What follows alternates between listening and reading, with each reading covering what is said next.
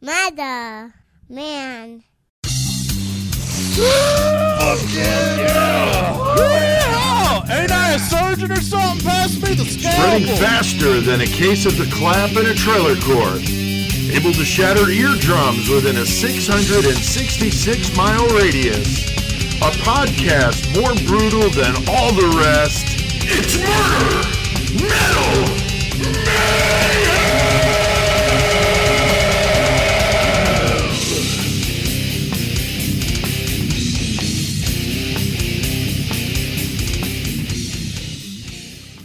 Wow, that's quite the introduction. Oh my God! Sounds like a party over in that bitch. Sounds like a big time party at the Duntsch apartment there. Holy shit!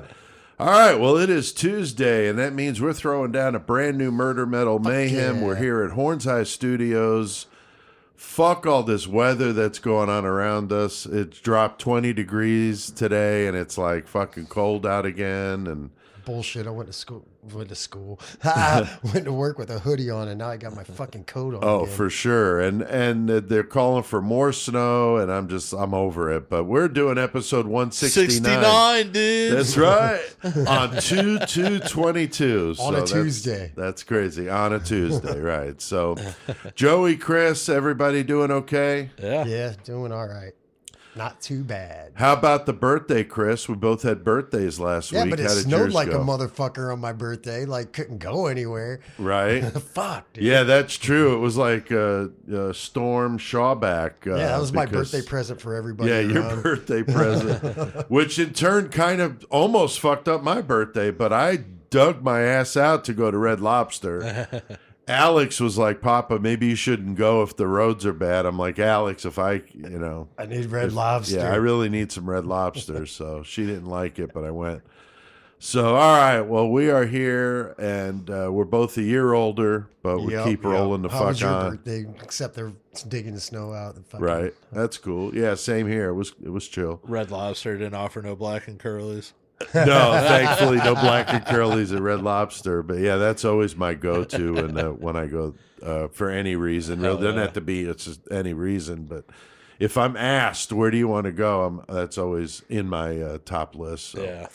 All right. Well, what shirts we got going on over there, Chris? What you got tonight? I got the Goremonger beanie still on. And I got my freaking Murder Machine clothing hoodie back from my freaking daughter after I don't know. You finally got it back? Like, goddamn, thank you, kid. Fuck. But yeah, I got that on, and then I got Malignancy on underneath the fucking Murder Machine hoodie. New York. New York. Hell yeah. That's awesome. What about you, Joey? I got the deflowered shirt on since we're doing the Texas fucking story, so I had to bring the Dallas boys up. Oh, fuck and yeah. I got the foul plastic hoodie on because, all of a sudden I got cold and you needed to put some fucking sleeves on. Exactly. Yeah, it was definitely, legit, like a full 20 degree or plus drop from this afternoon till right now. So crazy. Just from the time I went into work, from the time I left, it dropped to fucking shit ton. I also brought in this fucking belt buckle that says Texas to the bone. Fuck yeah, that is baller as fuck. When I lived in Texas, like right before I fucking moved from down there, because I got myself in a whole bunch of mayhem down there, and I had to get away from there. But he was one of my really really good friends, Kelly McCoy, and he was in the military and went over he raided Saddam's fortresses and shit. Like, oh, fuck he was an American badass for real, and like. He had a lot of fucking issues, and he got really fucking about them painkillers and all that shit. Oh, boy. But anyway, I ended up moving from Texas out to Missouri, then to California, and he ended up following me out there. And I never got to connect with him. It was like internet days, but I still wasn't that great with it, you know? Right. And I can't remember if I had moved back here or whatnot, and then somebody posted an obituary about him that he had passed away. Oh, damn. And he really did have, I was just like, oh, man, you're just off all them pills and shit now. But he really did have something going on with him that he had caught from being in the war, I think. Oh, wow. That took him. It ended up being cancerous, I believe. Oh, wow. And like, I mean, it was within a month, but it was crazy. But anyway, before I moved from Texas, we went out and he fucking bought me this belt buckle at the mall. Nice. And I wore it for the longest time, but I was like, That's I'll bust awesome. it out for tonight. That's awesome. That's very cool. And I got a surprise in the mail today. Yeah, you did. My new Demolizer shirt. Love those Thing's guys. fucking boss, dude. Hell yeah. Killer t-shirt. And thanks to the guys for sending a pic for the table. I'm going to put it out here on the table. I asked for stickers, always with the bands, and they didn't have any, so they sent me the pic instead. Nothing like so a nice guitar pick to have. yeah, it's fucking cool. Something different. And love the shirt. Love the band. So Demolizer, definitely digging those guys. Oh, yeah. All right. Well, last week, guys, we had a good one, man. Old Carol Bundy and Doug Clark. Yeah, Sunset Strip Killers. They suck. Yeah. And they, for our Valentine's Day episode, kind of a good call, Joey. It was Little awesome. couple killers. Yep.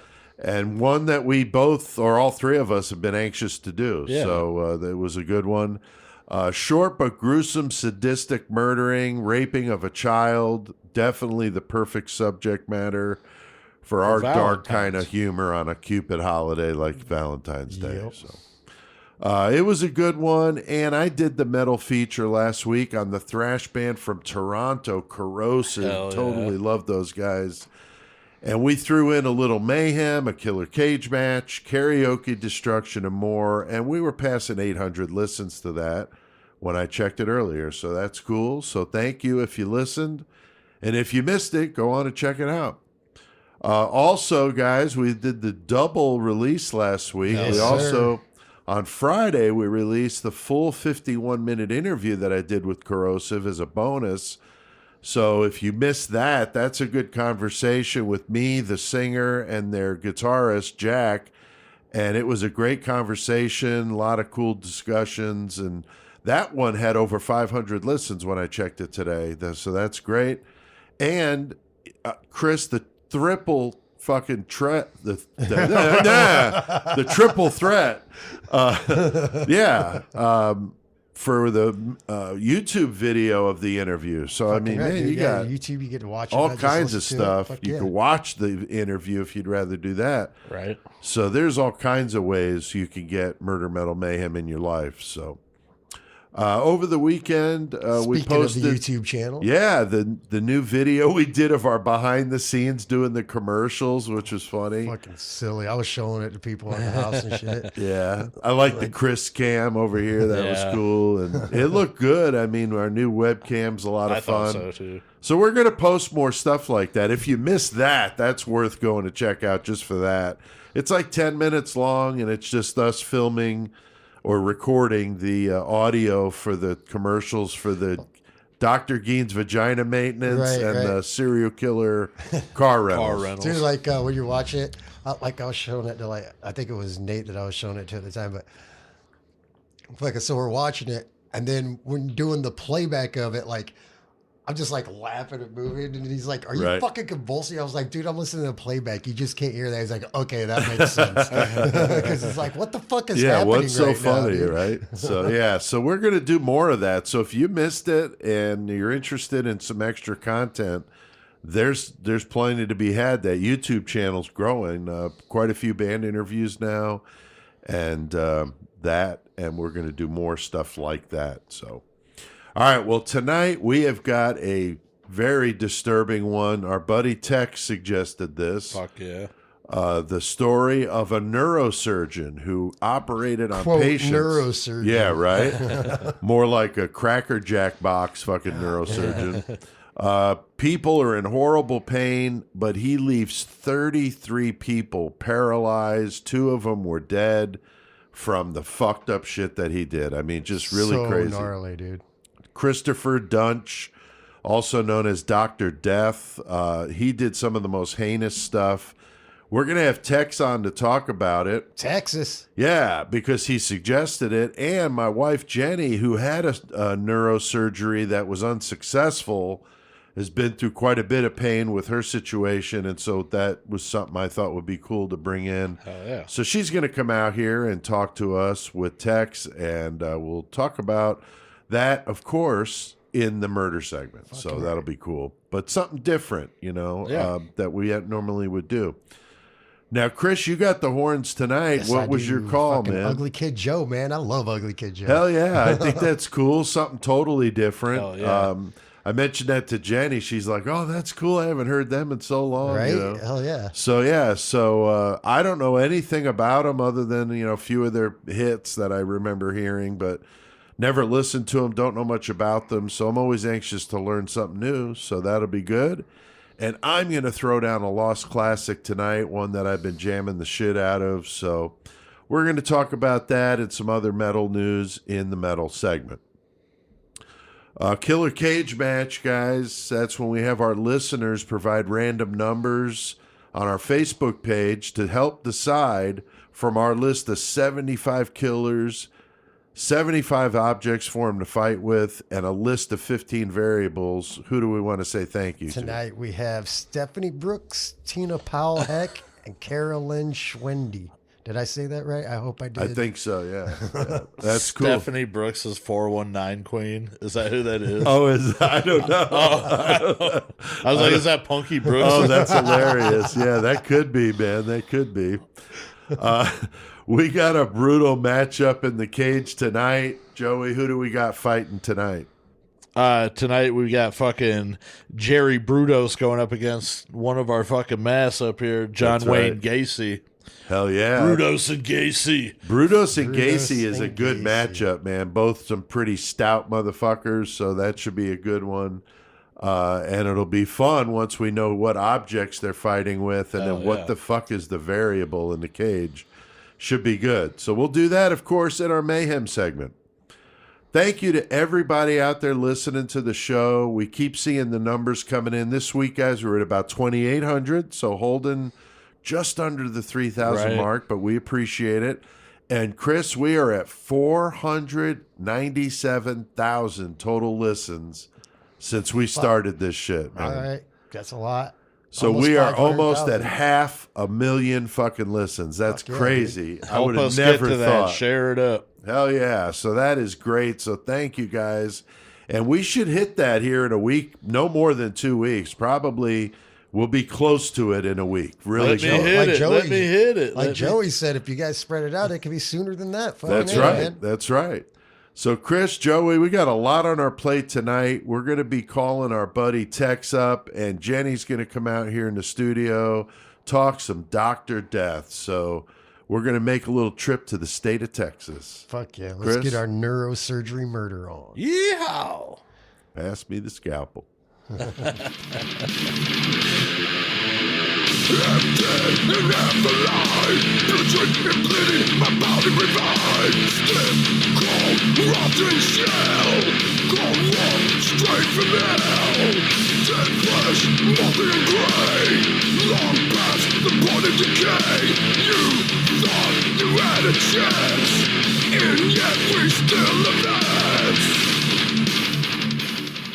Fuck yeah, man. Shit, yeah, dude. Jungle Rot, little Midwest metal there with the song Stay Dead. Those guys are sick. I remember Jungle Rot back in the day at the Lafayette Club, Oh, bro. dude. Jungle Rot's been around for such a long time. Such a great band. And they've got some new stuff coming. I saw Dave posted something about being in the studio, so I'm sure that's going to be wicked. All right, well, we got our buddy Tex on Messenger with us. How's it going, What's Tex? up, Tex? Hey, it's going pretty good, man. Preparing ourselves for some winter weather down here. Oh, yeah. Yeah, I bet I you're getting saw. some awesome winter I weather. saw down you there. were going to get a little taste of what the shit we've been dealing with. One of my Yeah, it was 80 coworkers, degrees yesterday. one of my Wow. coworkers, her son is graduating from the Air Force, whatever basic training is in the Air Force, and their flights have been canceled. I think they were supposed to leave tomorrow, and That flights are sucks. being Right. canceled. So they're last Oh, I knew, wow. they still didn't know if they were going to get a flight.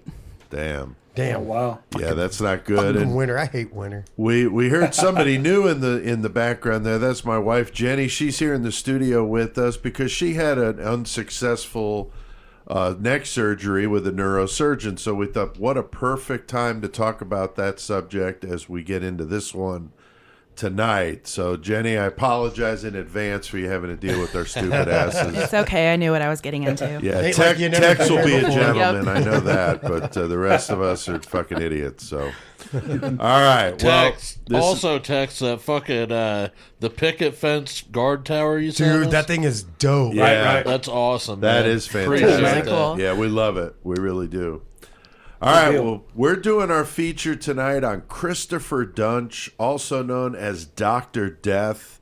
I don't believe we had done a doctor before, but Chris, you corrected me in our pre-show meeting. Kevorkian, yeah. We've done Kevorkian, so we have done a doctor before. How could I forget about I know, Dr. man. Kevorkian? Come on. You wrote a song about Yeah, it. begging to die. Exactly. The thing with doctors or nurses who do this kind of devious shit is we put so much trust in them. So it makes it that much worse when that is betrayed. I don't feel like Kevorkian was devious, though. He just- No, not at all. Yeah, I'm totally not talking about Kevorkian here. This is Christopher Right, Duntsch all the he's way. fucking... 38 patients in 2 years that he operated on, and 33 of them were injured or killed as a result of his barbaric shit. I mean, just crazy. We're going to discuss the case, debate whether he did this stuff intentionally or if he was truly that bad of a fucking surgeon and just fucked things up over and over and over again. The entire medical profession and the inadequacy of that medical board in Texas is really, I think, almost How at he the got top away of the with fucking it list fucking here. for as long as he did. Fuck, And dude. we're going to talk about it. But Tex, what made you suggest this one? Because you're the one that brought it up. Dude, my wife was watching Dr. Death, the little mini series on whatever. Right. I think it was Peacock. Yeah. And I was looking at it. I was like, I freaking know that dude. That name sounds familiar. And then I got into it. Bam.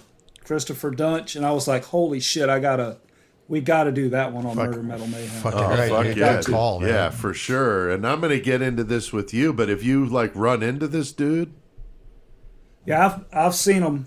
I haven't like went up to him and introduced myself or said, "Hey, you're Dr. Death." hey, can you sign this scalpel for me, dude? Right? Give it to him without the sharp on the end, though.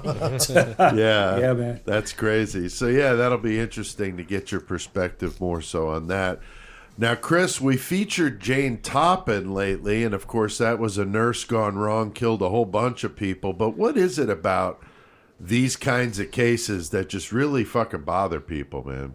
I mean, it's like you said, these are people that are supposed to be taking care of you. You're in their trust.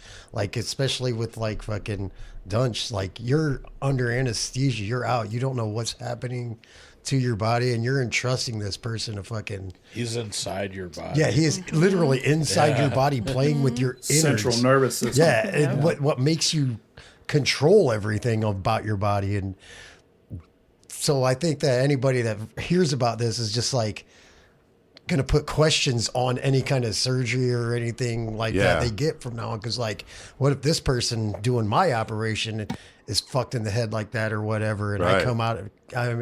I mean, it's a touchy thing, dude. Fuck that. Yeah, and like Jenny, you were getting ready to do another surgery, and we saw this trailer, and you're like, I don't think I could watch that. You know? Yep, I definitely remember that. There's no way that I could have watched that before I had surgery. Like, we definitely have to wait, but then ended up not going through, you know, so I was just... Yeah, and then I brought up, hey, Tex brought Yeah. up this cool case, and you were like, I've heard of that before. That's the one, you know, blah, blah. So it's cool how these stories come around. It's great. But Jenny, in a bit, we're going to get into the specifics of what happened with your surgery and why patients, you know, when they're in pain like you, I mean, that's just you're putting so much faith in these people that they're going to fix it. You know? When they tell you I can fix you, right? Or, you know, we're going to fix you, and that you do trust that because that's what they do. It's their job. They're a doctor. Yeah, you know, exactly. They do their job. Yeah, especially in the case of Duntsch. I mean, he was like a used car salesman from hell, man. He was spit and polish and made you feel like you were the number one case on his list, and he's going to fix you. And obviously, he did nothing of the sort. So just absolutely terrible. Now, Christopher Duntsch was born in Montana in 1971. He had 3 siblings and was raised in an affluent suburb of Memphis. His father, Donald, was a physical therapist and also a Christian missionary. His mom was a school teacher. And he was raised in a seemingly normal household. So nothing out of the ordinary here that I saw would show any inkling that this guy was going to go off the fucking rails. He played football, and he went to an evangelical Christian school. Oh, well, right there shows you why he could go off the rails. I guess, yeah. With your crazy religious upbringing, Right. Joey, right? No, I'm We just talked kidding. about that. I'm not trying to talk shit to anybody who might be in an evangelical Christian school. Oh, I know. But it, also, you know, like- it does lend itself to Yeah, some odd yeah. shit. What's that, Chris? Also, like the kids he went to school with, their parents were like more prominent and like did higher paid jobs or whatever. Yeah. So I feel like he was seeing how they were living as he's growing up, going to that school, and that's why he got that way. He's like, I want to be that. Yeah. You know what I'm saying? So Yeah. that's why he pushed so hard to do everything. Even if he got it wrong, he didn't care. It's like, no, I'm the best. Right. Yeah, he was a total narcissist for sure. He obviously does well in school because he gets into college and, of course, then goes on to medical school. But we'll get to that. Now, Joey, these types of cases where these guys are brought up in normal households, I mean, what do you think? I mean, BTK, I mean, there's been so many of them we've talked about. What happens with that? What is it? They're just born fucked up? Some of them might be born fucked up, but also with more prominence and more privilege, I'll say, comes the more possibility that somebody's going to act out on some fucking fantasies that they think they're above the law, I guess. Right. Like, if you're fucked up in the head and you come from money, there's a whole nother aspect there. Israel Keys or somebody like that, you know, how they acted. Ted Bundy. Right. Like, they're really brutal in their own fucking way. The other thing is, too, that I think this shows us is that these kind of people, creatures of the night or whatever you want to call them, they can come from any background. Right. So it's not just the really troubled backgrounds that are creating these people. Right. They come from other types of backgrounds too. So maybe it's something that's already more inbred in their mind when they're born. Right. I know that's a huge argument, but it's No, good. I think it's valid. I think Yeah. it could be a combination of things, Right, you know. exactly. But I think there's definitely something, because obviously his siblings didn't do this crazy shit, and we've talked about that with, Cleveland Strangler, brought up in this huge household. Why does he right. end up doing the crazy ass shit he did? But yet all those other kids, how many fucking kids there were in that house, and none of the other them. ones Yeah, did all that shit. fine. All Yeah. the kids. Right. Yeah, right. So they interviewed the friends of his on this documentary that we watched. Now, Tex brought up the Dr. Death, which is the docu-series, the reenactment stuff, which was fantastic. Docu-series. Yeah. Docu-death. Fantastic. I mean, it was great. What a cast was they really had. good. I mean, Christian Slater, Alec Baldwin, Kelsey Grammer. I mean, Jeremy Jackson. Very impressive. So that was great. But we also watched the documentary, which was like a 4-part, Dr. Death, the Undoctored Story, which was awesome. Right. So the both of them together were really great. And they, describe him, his friends, as like Chris said, very driven to succeed, a narcissist, but a guy who loved to fucking party, man. He was all about the partying. Partying, bro. And, that's not out of the ordinary for a teenager. I mean, we've all been, through some crazy-ass partying times, but, he takes it to a whole fucking different level here with this shit. But he gets into Millsaps College in Jackson, Mississippi to play football.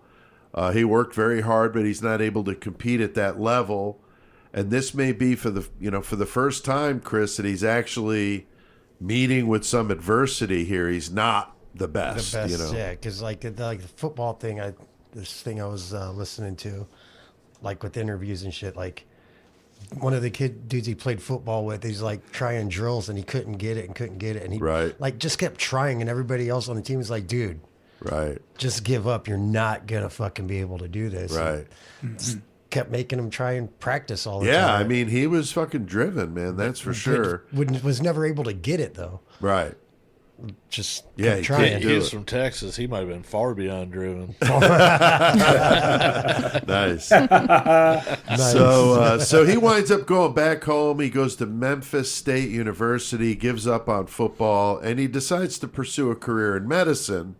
So Tex, he not only becomes a medical doctor, but this dude gets a PhD as well in 1995. But can you tell us, like, what is?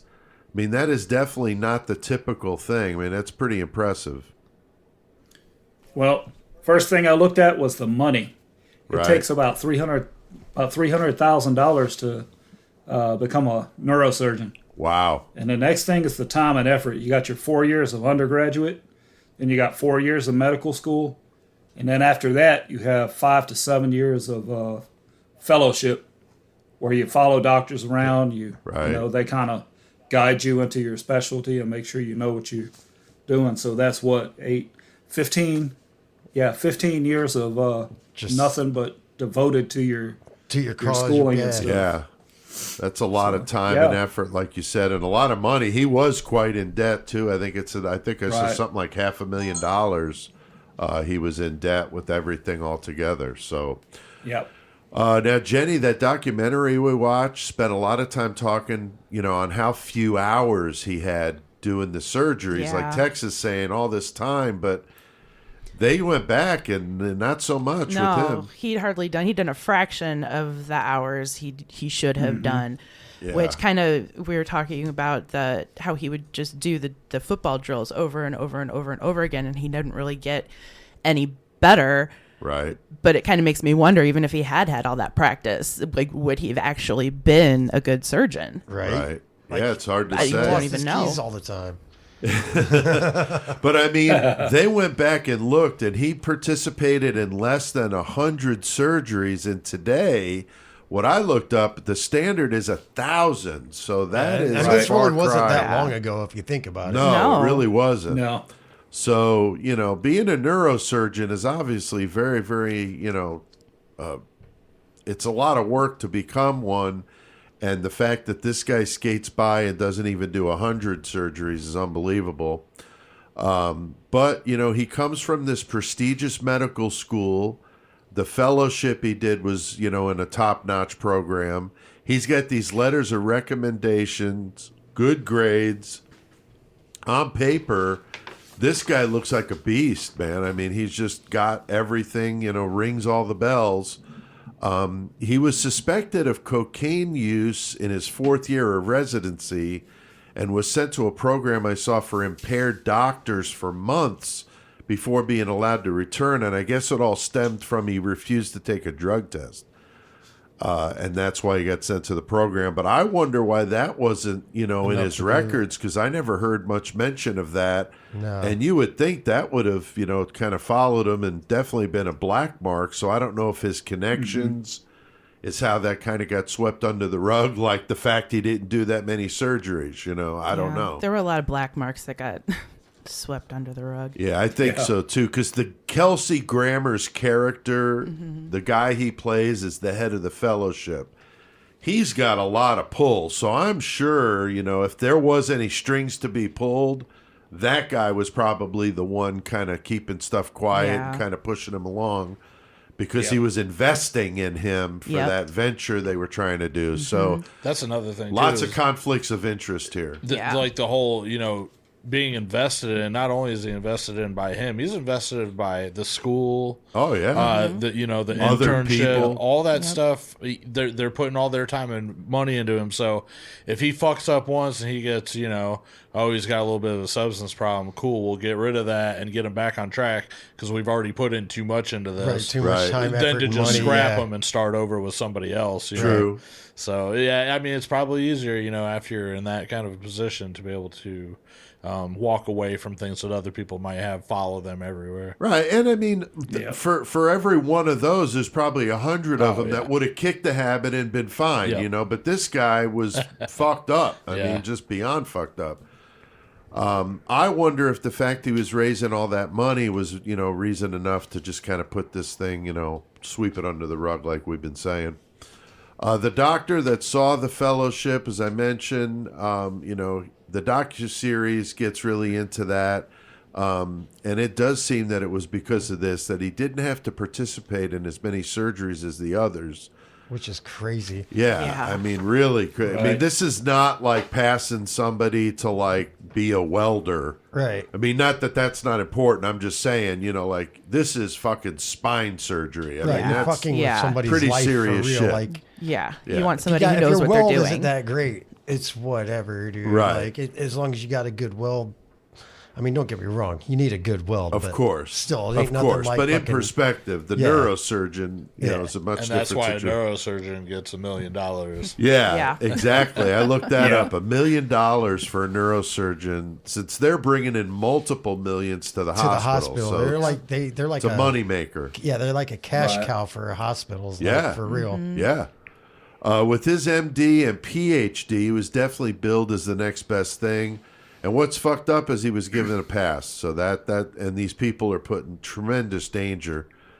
So Joey, he starts really going downhill in 2006. What's his ex-girlfriend got to say about his shenanigans that's going on here? He liked hanging out. He was a drinker. She said he loved vodka.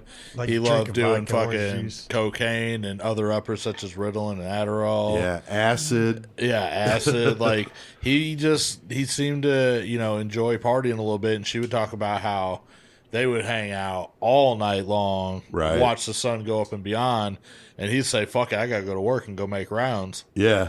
And Go put Tripping on his balls, scrubs and fucking go geeked fucking out, to the fucking- hospital. That's fucked yeah, up. that's fucking crazy. Like straight up, the one story I heard, they left a party at the bar, went to his house, partied all night long, got up, Right. went, fucking put his scrubs on, went to work, did his rounds, came back and just kept partying. Right? Like, holy fuck, dude. Yeah, that's crazy. That's crazy. So, Tex, the problem with Duntsch is, he took the party into the operating room. I mean, there's nothing wrong with having a beer after work, but doing piles of cocaine and prescription drugs and drinking and a scalpel just do not mix, man. Hey, you remember in the Army, man, we used to go out to like nickel night at whatever bar and then come home and not even go to sleep, get up and do those battalion runs and stuff. Yeah. Go out to the range and fire the weapons. He could do that. Oh, yeah. Come on. Hell yeah. Yeah, I guess if he's that Shoot. driven, man, he could fucking pull it off, I guess. Far beyond right? driven, man. I keep Far telling you. beyond driven. Now, Duntsch meets a stripper, just what he needs in his life. Wendy Young, he falls in love with her. He gets her to stop stripping, and things get a little serious, but she winds up getting pregnant after one night, so it doesn't take long.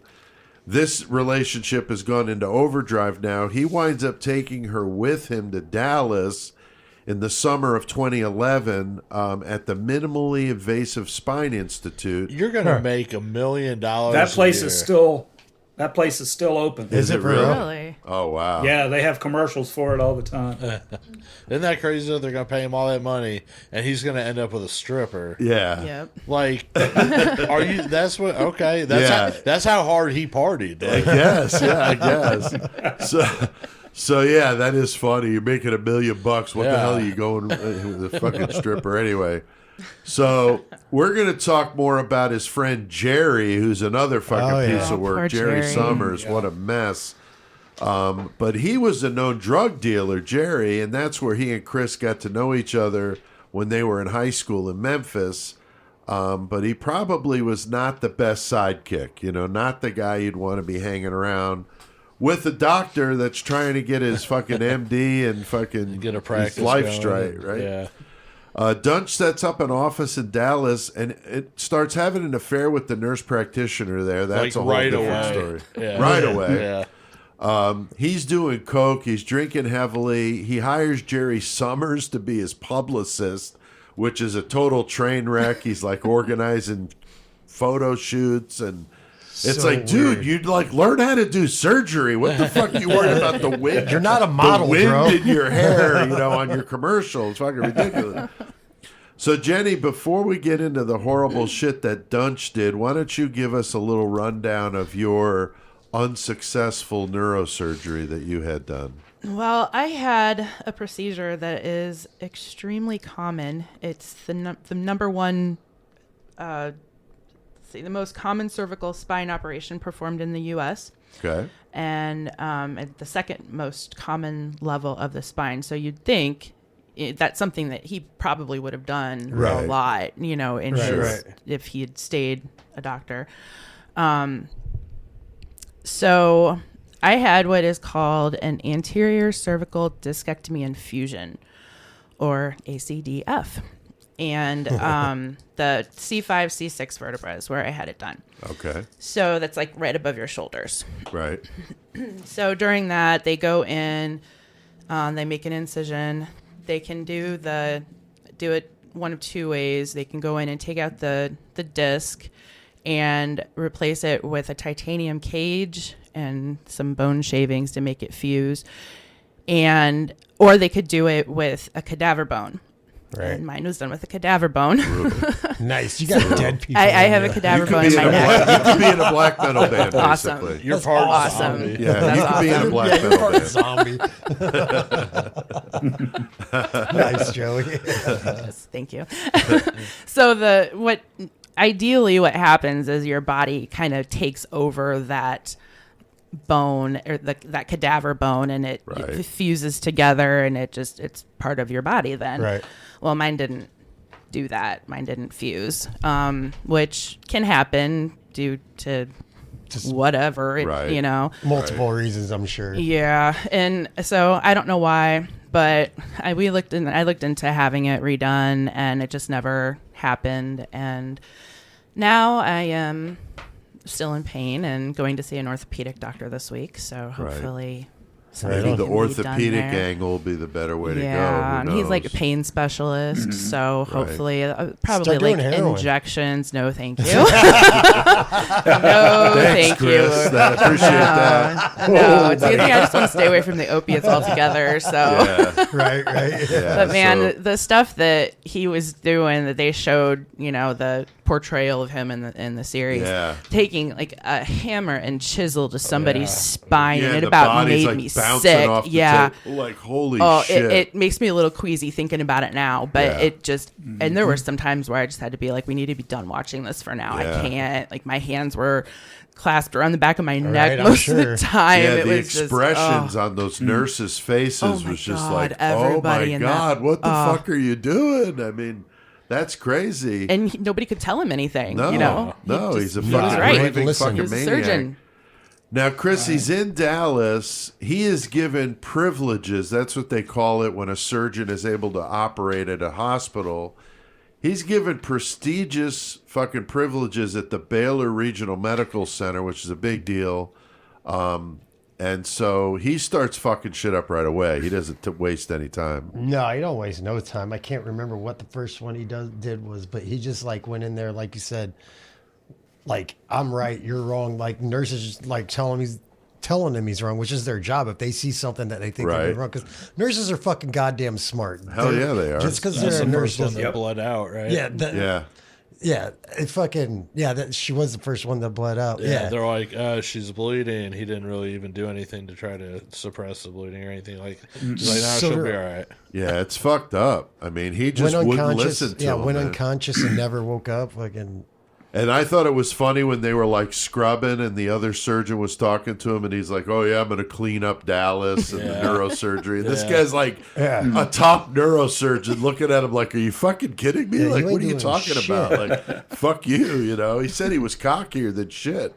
So, I mean, you're expecting, okay, like you're cocky and that's kind of a surgeon thing. But this guy was like over the top with it and couldn't back it up because he was a fucking jack off. Right, you but know? when he's So, talking to his patients unbelievable. before the surgery, so he was all fucking personable. Oh, and like, yeah. hey, yeah, we Bedside got manner you. was Like, great. Yeah, but once he fucked up, he was like gone. Yeah, Like gone. we're gonna talk about. He Ghosted. went to fucking Vegas one Yeah. time. Like Yep. just said fuck it, you know. So, Tex, that Dr. Mark Hoyle was the one that first saw him and just couldn't believe what he saw. And they get into this in the docuseries as well as the documentary. But what was the deal with that Dr. Hoyle? Yeah, he tried to go to everybody and tell them, you know, there's something fucked up with this guy. Right. And then they investigated him and his background. And like you said before, he looked great on paper. He came highly recommended. Everybody signed off on him. There was a lot of conflict of interest, you know, with that the guy back in Tennessee, I forget his name, but the guy that recommended him and did his fellowship. Right. And yeah, I mean, Yeah, this guy was just What else blown you- away. I mean, Yeah. he just couldn't believe what he was seeing. He This was- was like Wasn't he amateur in there hour. with him? Wasn't he in one of the Yeah. operators? And Yeah. he was like, Yeah. you are a terrible sir. I'm never going to work with you again. Right. And he washed his hands of the whole deal and left. Yeah. And like, man, Sure you did. would figure if something like that happened, like there'd be a little more of an investigation Right. into why hope so. somebody Yeah. would do that. But You would hope. It was like Jenny said, though. It's like, well, he's the surgeon, so Right. fucked And up. this hot shot that everybody thought Yeah. was so amazing. Joey, it's crazy how everyone appears to be more worried about the dollar than they do these fucking patients, even though these doctors are highly regarded. They're not, some fly-by-night doctors. They're going to the medical board. They're talking to the people at the hospital, and nobody's fucking listening because Duntsch is threatening with lawsuits if they fucking fired him. yeah, it's a big legal battle or more of a fucking barking match almost. Right. Between them, and the hospital doesn't want to fucking deal with that. Plus, they've got money invested that they gave this dude, a fucking spot in the operating area. Right. I don't know. Yeah, like you said, I think fucking money and finances are just attached to it a lot more than maybe fucking people's, well-being in certain That's what circumstances. the hospitals cared about. They Yeah. just like, wait, hold on. Yeah, they didn't want to get sued. Right. They didn't want to get sued. Yeah, They didn't want exactly. a bad And lose reputation. that income, which Yeah. I'm thinking, man, but as many fuck ups as he had, you're going to lose That's what I'm saying. And in you're getting, lawsuits just for people suing the fucking you're getting hospital. sued one way or another. Right. But you want to sue the guy that's causing you problems? Right. Or you Or want to the get poor sued? patients. Yeah, what that's the fuck? awful. He winds up getting fired from the minimally invasive spine institute. These are some tongue twisters tonight. That makes it sound a little easier to go to. Yeah. It's minimally invasive. Right, minimally Right. invasive. Yeah. But he kept his privileges at Baylor Plano. There were so many terrible stories of patients who this guy convinced he was the guy to make their pain go away. Dude, he even made Absolutely like fake awful. commercials, basically, like fake commercials, basically. Yeah. Like, Yeah. it was like a little infomercial with actors saying this is the best doctor I went at. Like, not even.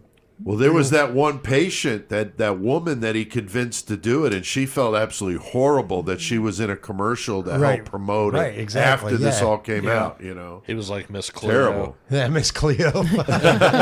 It's clear. So the really heartbreaking now. one though is poor Jerry Summers, the buddy Yeah. who Jerry. he came Yeah, with Jerry, him from dude. Memphis. He had neck pain from playing football with Duntsch. Duntsch convinces him to let him operate, and this poor bastard ends up a quadriplegic. Yeah. And He's he's like- actually wakes up and can't feel anything from the neck down, Chris. I mean, holy shit with this Dude, one. And like when he decided to let Chris like do the fucking surgery, he was talking to his girlfriend or whatever. She's like, "Wait, are you sure you want that to happen?" Like she Right. questioned it herself, and he's like, "Yeah, I do it." But it basically, like what they said, is some kind of basically decapitation. Yeah. Like his head, Right. It's just his Yeah. head sitting on nothing. Well, yeah, But he's not it even- came off of his spine, and the only thing holding it on was the skin around his right. neck. Yep. I mean, that's Yeah, fucked it up. If they fucking- moved his head wrong, and it he'd wasn't flatline. even. It Yeah. wasn't even like a complete paralyzation. I don't know. Getting fucking paralyzed, dude. Right. Goddamn, why can't I think of it? But because he still feels pain though. Yeah, Like he can't move anything But from, he from his feels neck the down, but he pain. can You know feel what's fucked fucking up is pain. that's like that was Ivan Milat's head on a stick right. trick. Oh yeah. Or Oh, he fucking yeah. sever their fucking spine so that they were basically the Oh same yeah, exact that thing. that was Right. Ivan But he Milat would shit. do it in a brutal ass fucking with a knife. Yeah. Yeah, Right, in a Big brutal ass fucking Bowie way, knife. yeah. Yeah. But that was Ivan Milat's trick, wasn't Yeah, it? so Yeah, this that's is like fucked the blue the white collar version of of Milat. Ivan Milat. Yeah, Yeah, for sure. dude. Yeah, basically crazy. decapitation, like his own fucking friend. dude. Yeah. Yeah, and he doesn't even the friend doesn't even hold a grudge. I mean, he's like kind of like defending him, like I can't believe that. Yeah, but No, I Dutch can't believe it shit. either. Dutch never fucking talks to him or and never No. felt any No, he remorse never. I don't or think he ever anything, dude. Like, apologized. He didn't no. come in no and talk to apology or him. nothing. Like, No, it's fucking unbelievable. awful. So now his privileges are suspended, but he's back at it again. This time with Kelly Martin, She's the first casualty. She's the one that we were talking about that bled out after he cut into a major artery doing very routine surgery. As Jenny was talking about with their neck, but these surgeons were talking in the docuseries about how these were very run-of-the-mill, nothing complicated. They were saying that it was like new surgeons would be able to do most of these. Like, right, no problem. And no he just problems literally didn't know what he was doing, so he cuts this artery and she winds up bleeding out. Unbelievable. Following this, though, he decides to resign from Baylor Plano in April of 2012 before they could fire him. And then he winds up getting privileges at Dallas Medical. But what he did at Baylor Plano was he made him give him a letter of recommendation or he was going to sue him. Right. Yeah. So then he goes to Dallas Medical, and here he's coming with this great letter from Baylor Plano. I mean, this is a very reputable hospital. So, again, this guy is really fucking good at making himself appear like he is the man, Right. But absolutely horror in his fucking wake. I mean, just unbelievable. To the fact that he's allowed to operate on patients, it's so frustrating.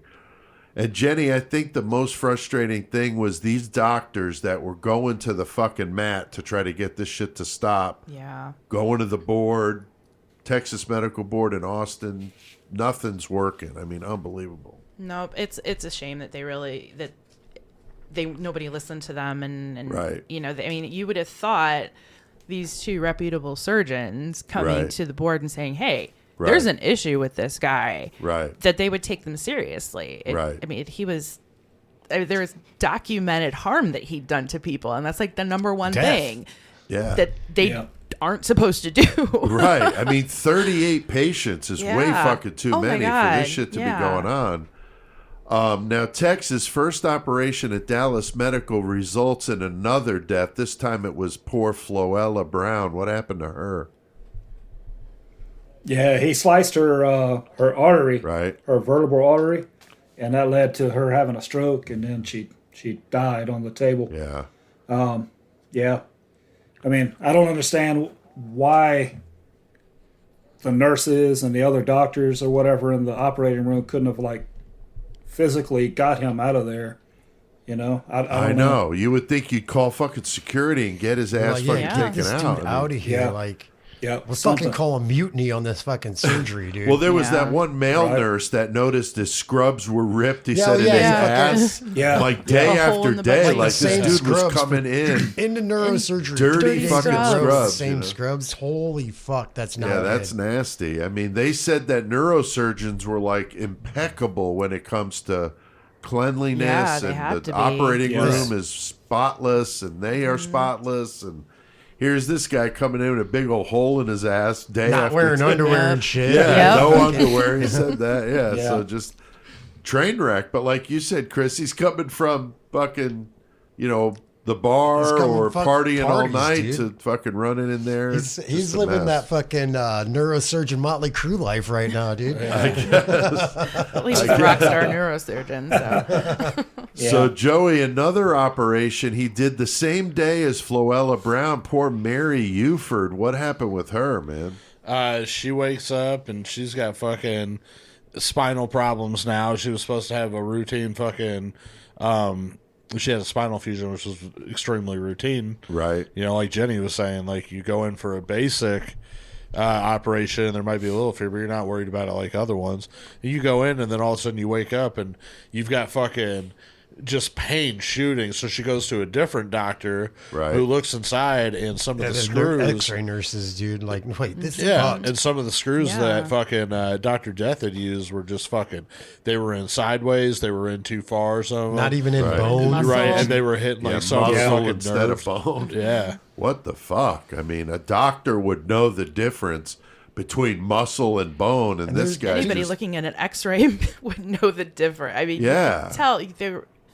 And they said that normally the X-ray tech could take fucking 6-8 pictures or something. They took over 20 pictures of this just to make sure. Right. He's like, no, that's right. then they're like, no, these fucking pictures. Look, dude, this is not right. Right. And then later on, when he was talking to the police, he was like, yeah, I was maybe a couple millimeters off center or whatever. Right. Well, that's kind Yep. of a big fucking deal when you're talking about Exactly. spinal On a spine, surgery. Right, exactly.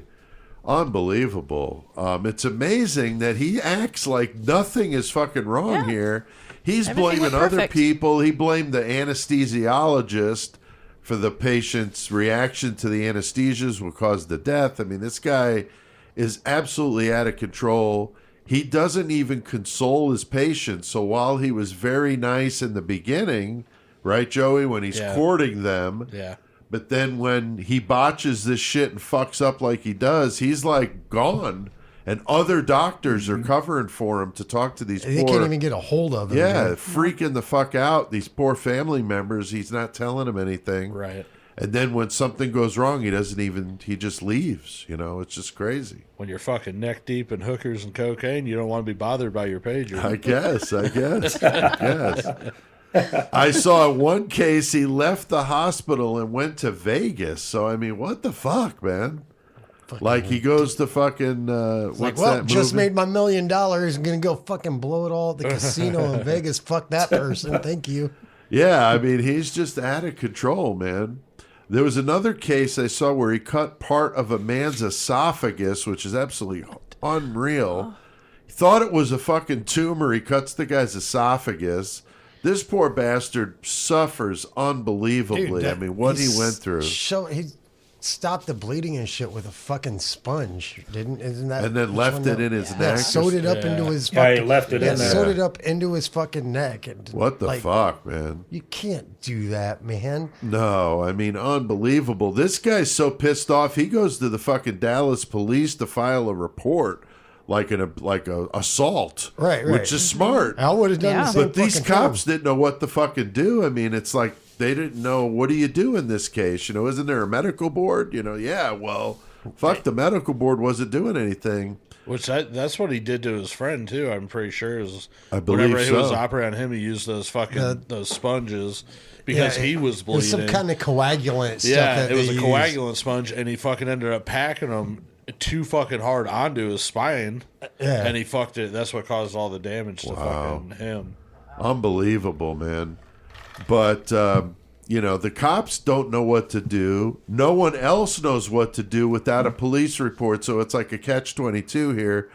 No one seemed to know what the hell to do to help these poor patients. It's horrible to think that 33 people had to be maimed or worse while all these fucking shenanigans are fucking going on and these people trying to cover their fucking asses, It's not like he's fucking Doogie Howser or something. No, he's not. Chris, it would be a TV journalist, though, that would blow the lid off this fucking story and finally get this fool's medical license revoked. Dude, it's fucking 2013. I can't remember what her name was, but I don't know. She got this story and it just like fucking blew. It was a guy. It was a male was it a dude? reporter. I thought I it was- don't remember his name, but Okay, he I was can't like a well-known, But yeah, it TV just like journalist. blew up. There was like friends of patients of his like calling like, "Hey, I think your doctor's on the fucking TV, for Right?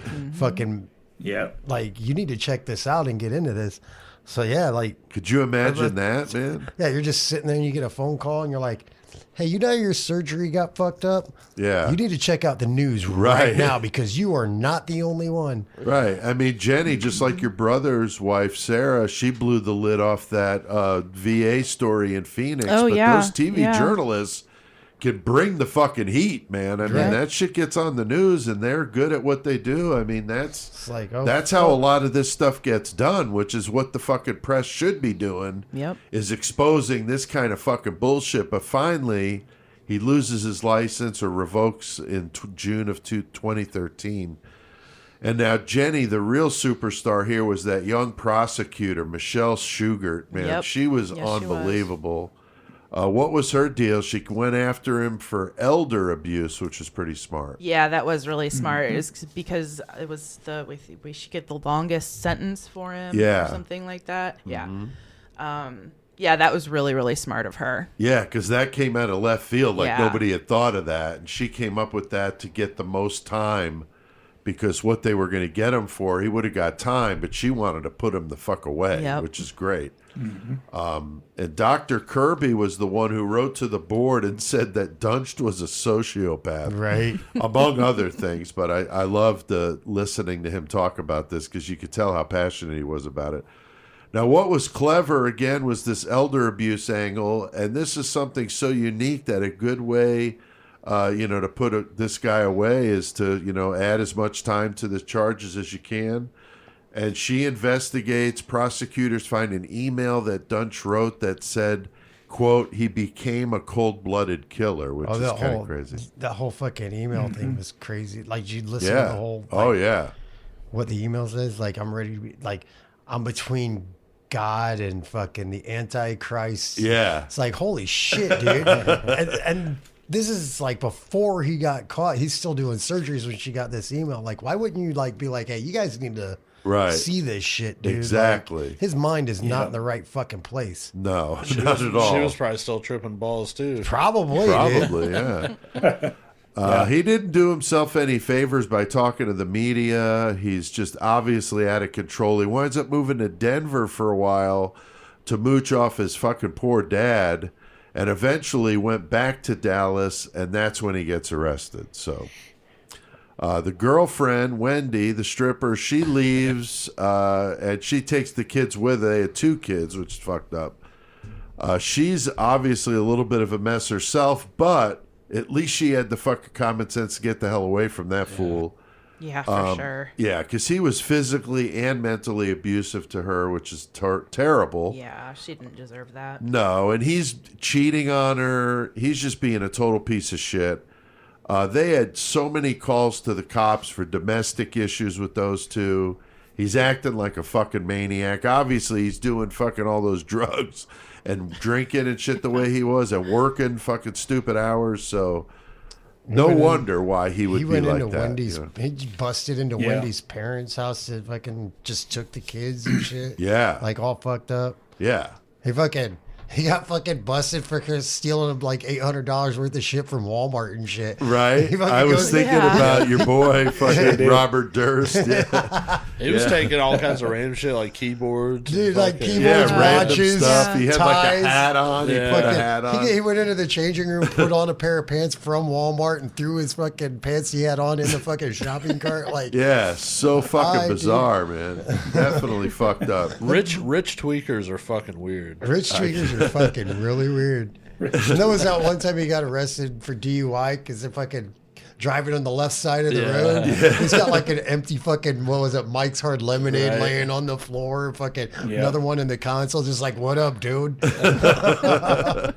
After Wendy leaves, he starts stalking her. He breaks into her apartment, which is fucking scary. She gets home and he's sitting in there, which is definitely unnerving. It's amazing he didn't kill her or the kids. Yeah. Unbelievable.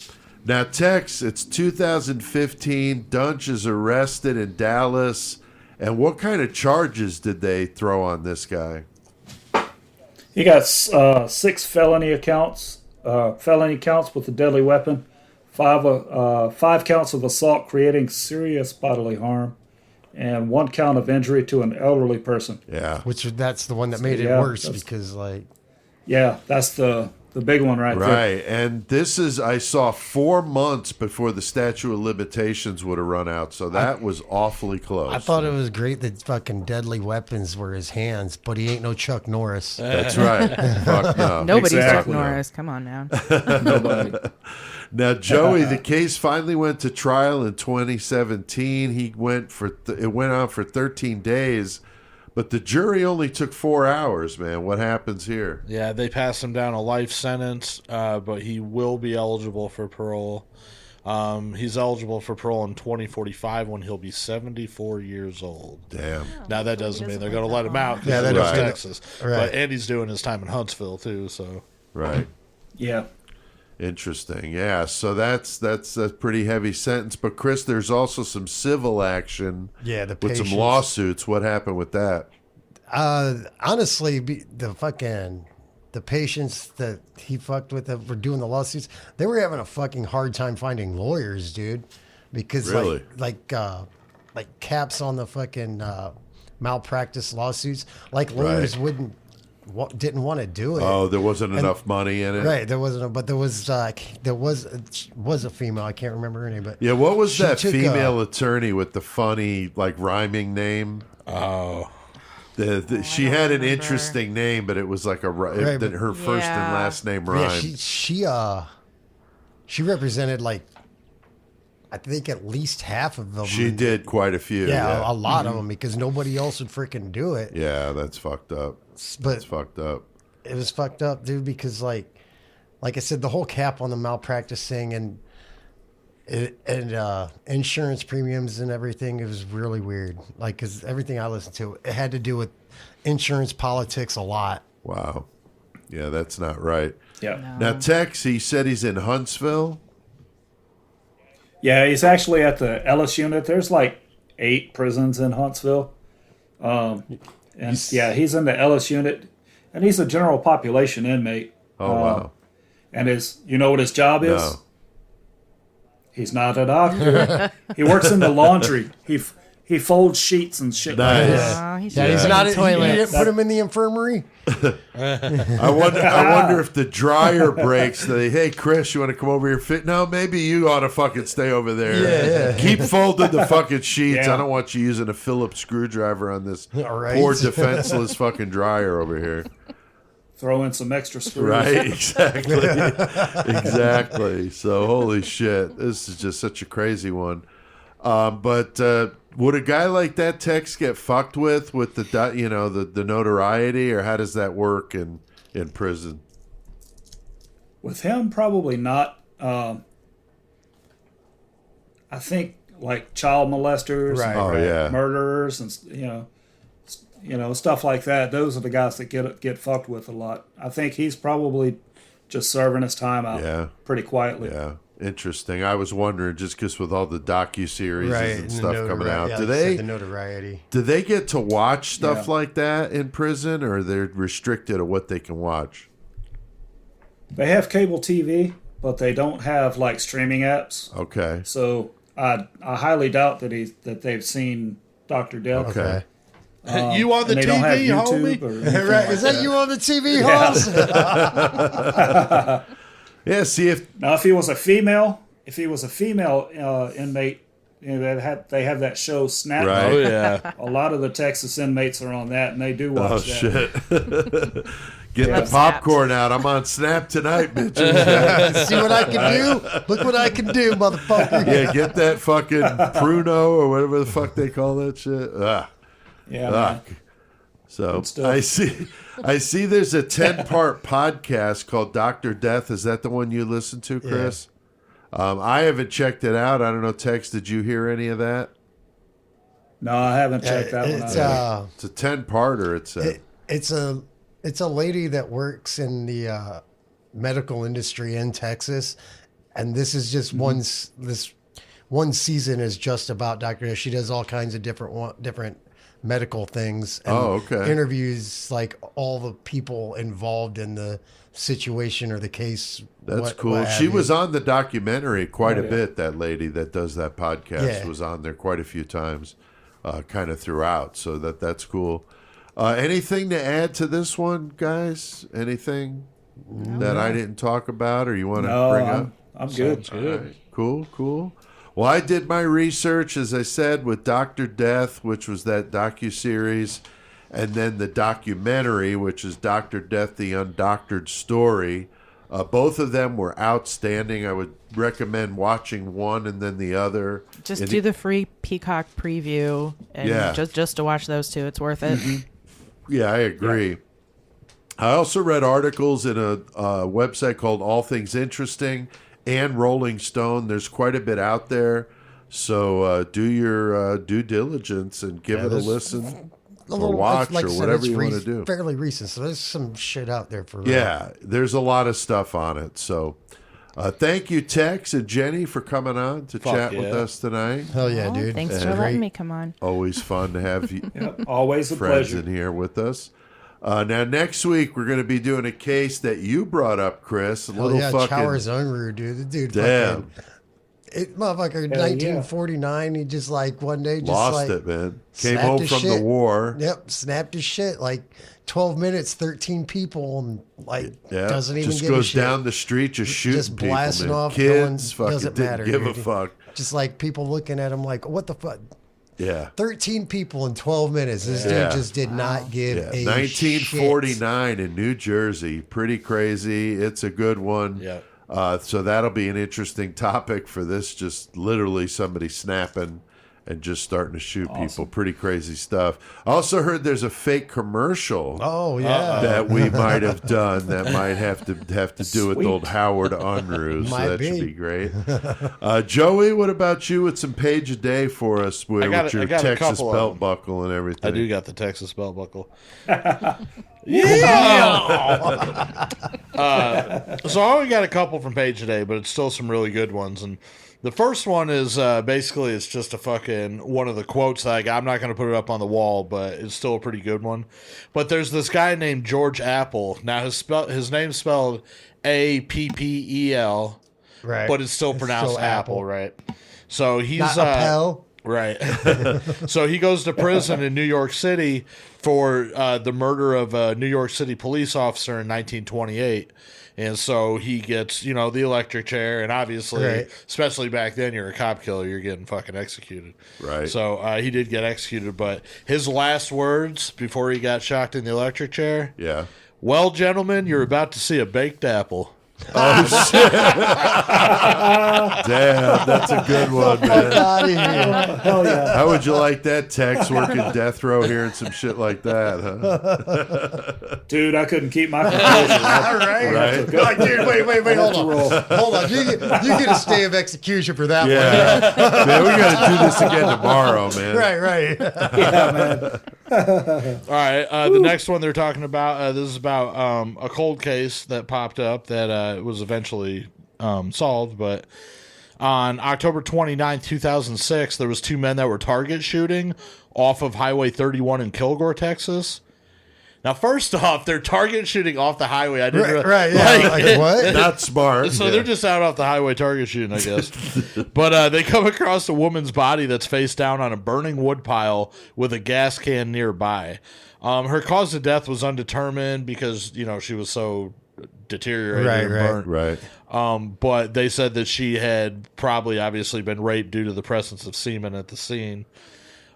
She was wearing a lavender sweater and blue jeans, and she had $40 but no identification. In 2018, they did DNA tests, and they connected the semen discovered to the man named Joseph Wayne Burnett. And he confessed to her murder, and he said that her name might have been Ashley. He thought maybe that was her name.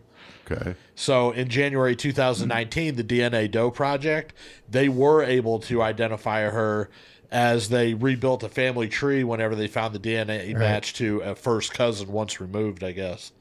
And they found out that her name was Dana Lynn Dodd. Her last known address was Jacksonville, Florida in 2003.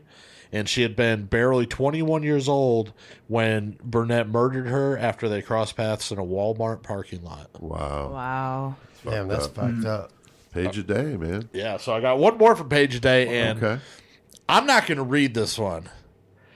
I'm going to bring my boy from the 419 Oh, no, fuck. not Punky. because Punky's going to do it? this tale was so good. I had to add a couple things, and it's way more punky than me, I think. Okay, all right. So Your alter ego. so I'm going to Punky bring Brooks. in Punky Brooks to go 419. ahead and give this story the last page a day for today. All right, go ahead, Punky. Sup, y'all? Sup, 419 ho, Punky Brooks, Hornside Studio. Now, Cashman always does page a days, and he does some pretty good ones, but I have to bust in with this one right here. Now, this is a story about the Farmville murders. This is September 2009 in Farmville, Virginia. There's this girl, Emanita Brock, and she starts up an online friendship with this dude named Richard Samuel McCloskey. Now, this dude he's an aspiring horrorcore rapper. Now, with the 419 Crips, we don't mess with horrorcore so much as gangster rap, but, still down. Anyway, she hooks up with this dude, and he ends up flying out to Virginia from California to go hang out with her. Now, this whole time, they're talking every day on the internet, on the webs, and they kicking shit to each other, flavor, and he thinks that they serious. He thinking that they serious than a motherfucker, dog. Hell yeah. So he goes out there. Oh, and let me verify, too. He's 20 years old, and she's 15 at the time. Oh, damn. Jeez. That's fucked up, Punky. So she comes. Oh, she's 16. I'm sorry. That's a little Shit, better. come on, get it better. right, Punky. So anyway, so he comes out.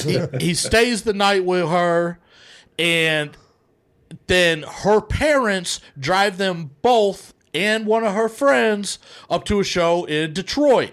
Going to see some Close to fucking horror. 419, probably drove through. I don't know. Actually, I think I've seen this. Oh, now you that probably you're saying have. this. I think I did watch. So the they go to this documentary horror on it. concert, Right. And it's it's Richard McCoskey and Emma, and then her friend Melanie. And so while they there at the show, though, I mean, she's just straight clowning this dude. She's like, "You a fat pudgy ginger. I ain't got nothing to do with you, so I'm gonna text this other homeboy Right, over here. at the show, whoop right. whoop juggalos. Whoop, whoop, So juggalos. she's over here. She's talking shit to some other motherfuckers on a text message. So by the time they get back, oh yeah, by the time they get back, Richard, he's pissed than a motherfucker. He's mad, dog. Hell yeah. So the first night that they come back, the husband, he got to go away for work. He gone, does he some gone. kind of work. He got a job or some shit. I don't know. He ain't no Job hustler. ain't nothing but work. Yeah, he ain't no hustler. So he's gone. He's away. So what's McCroskey do? He gets a hammer and a maul, and he kills Melanie downstairs, walks upstairs, kills Emma in her room, and then goes and kills the mother in her room. Right. He waits in this motherfucker for 3 days, and then the dad comes home. He waits for him all crept up in a corner. Dad walks in the house, and he fucking brains him. So he got 4 dead bodies. He's chilling there.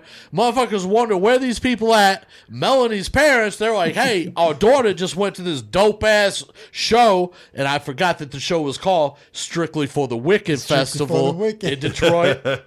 And she ain't been home yet. We got to figure out what the fuck is up. So the cops, they gonna go show up. 5-0, pop up to this motherfucking house, knock on the door. This motherfucking McCloskey, he gonna answer the door and be like, oh, all them fools, they out at the movie, dog. They ain't even here right now. And the cops is like, okay, that's cool. Then we just gonna fucking leave Right. then. And they leave. And then fucking Melanie's parents are like, what the fuck? Yeah, That they're is like not what's rotting in going the on. fucking house. Right. So after this, fucking McCoskey, he gets a little fucking worried now. He's talking, he's making videos and shit. You can watch this shit on YouTube. He's talking shit like a little bitch, crying about shit, talking about he fucking did all this shit, and now he's gonna kill himself. Right. But this motherfucker, he don't kill himself. He too much of a pussy, so he fucking jumps in this motherfucker, the father's car, drives it off, wrecks the motherfucker. Right. The cop pulls up, notices him in the wrecked car, starts talking to him, and it says, oh, this ain't your car. You ain't got no license. I'm going to write you a motherfucking ticket and let you go. And so the cop just lets him go. Let me also say, this motherfucker is in the same clothes as he killed all these fools in. He tried to clean it up a little bit in the house and then gave up on it. He lived with these bodies for 4 days, and then he fucking got gore all over his clothes. Damn. He gets picked up from a dude that drops him off at the Richmond airport, but this dude said this guy is so fucking rank, smelling so fucking hardcore, God, that's like that he some has to fucking drive with the windows down. William Devin Howell stinky Right. shit. So after that, the motherfucking McCoskey, he admits that he fucking did this shit in a fucking public, statement. Right. Right. And he's like, it's me. He knew he was fucking popped. He's sitting there at the airport. He's sleeping at the motherfucking baggage claim at Richmond Airport, and the cops walk up and they see him, fucking handcuff him and take him away. Yeah. I mean, that's the story of McCoskey. I had to fucking give it up because that's a the good one. homeboy, Thanks, Punky. Yeah, I mean that's a dude. If he would have came to 419, he could have just been down with us. He's my kind of guy. But this motherfucker want to go crazy and kill these fucking people. Right. So Oh, thank wow. you, Page Day. Punky out 419. Fuck yeah, Fuck Punky. yeah, That's dude. awesome. For what? Hell yeah. Well, Tex, what the hell do we need to do right now, man? Let's get our metal on. Fuck it, Just man. because CK has passed on, he's not done. educating the masses. CK will forever be the great metal motherfucker. We're here to stomp poser ass and eradicate the planet of their kind. CK has passed the torch to us, and we will forge the fuck on. In CK's name, we will bestow metal knowledge upon all of you. Hell yeah. Long Fuck yeah, live the dude. great metal motherfucker. For real, like great metal motherfucker forever. That's right. And tonight we are talking metal, and Chris, Yeah. we've passed you the horns. You officially got the horns. Hell tonight. yeah. I got the horns tonight. I'm fucking doing fucking some old school fucking. Some people might not call it metal, but it's fucking metal to me. Fucking growing up as a kid, I fucking listened to these motherfuckers. Fucking Ugly Kid Joe, dude. I fucking love Ugly Hell Kid yeah, Joe. dude. I think Fuck it's yeah. cool that we shouldn't Like, be, we should be open to different kinds Hell of yeah, stuff that dude. we dig. You're pretty varied. I'm a little different, right. a little more, set in my ways with stuff, but you definitely listen to a more wide range of stuff. So I like music, man. But yeah, anyway, like I said, I'm talking about Ugly Kid Joe tonight, and fucking so Ugly Kid Joe. They fucking they formed together in 1989 in Isla Vista, California. Fuck yeah, dudes. Never been to California. You ever been to there, Joey? No, not there. No, not there. All is right, there all a right. Joe in the band? No. Okay. We'll get to the band name. All right. I'll get to the I'm band dying name. to know the I'll band get to the name. band name, bro. All right. Okay, all right. So yeah. Fucking they started in '89 by Whitfield Crane, James Lambert, and Klaus Eckstand. I'm not sure how to pronounce his last name. It's Eichstadt, but yeah, we're going with that. So they started the band in 1989, and fucking and this is how they got their name, like. So they started out as Overdrive, and then after that, they went to a fucking another name that I really, really fucking love. It's called Suburban White Alcoholic Trash. I fucking love that. That's like perfect, dude. I love it. But how they got their name was when they was Suburban White Alcoholic Trash, they was opening up for the glam metal band Pretty Boy Floyd. So just for this one night, as a parody name, they changed it to Ugly Kid Joe. Oh, that's funny. Yeah. So they changed it to Ugly Kid Joe because of that reason. Well, Pretty Boy Floyd fucking canceled the whole fucking show. Oh, no So way. they're just like, fuck it, we're keeping that name. And that's how they came up with the name Ugly Kid Joe, because fucking Pretty Boy Floyd. That's So, hilarious. I love it, dude. It's like, That's hell great. yeah. That's a and, good and idea. like That's hilarious. their mascot, we'll call it a mascot, quote mascot, but it's this drawing of this kid just dressed up all gnarly and shit with his hat backwards, and he's like always flipping the bird, Right. fucking hiding a bottle of liquor behind his back, and it's just the fucking badass thing. Yeah, look up Ugly Kid Joe's mascot, dude. He's fucking dope. Nice. And there's different versions of it for different albums or different posters or whatever, but he's pretty badass. That was one of the, when I was in junior high, when I learned how to draw that. I used to draw the fucking Motherfuckers used to have me draw this shit all the time. dude. Oh, that's I was drawing funny. the Ugly Kid Joe dude all the time, dude. But yeah, they're fucking like heavily influenced by Black Sabbath and shit. Like they loved Black Sabbath. Fucking they covered a bunch of their songs. They covered NIB, Sweet Leaf. I can't remember other ones offhand, but I know they've covered a couple other ones. But they're fucking pretty badass, and they put out a couple EPs and like 4 studio albums. Now the first thing, the EP is Ugly as They Want to Be, dude.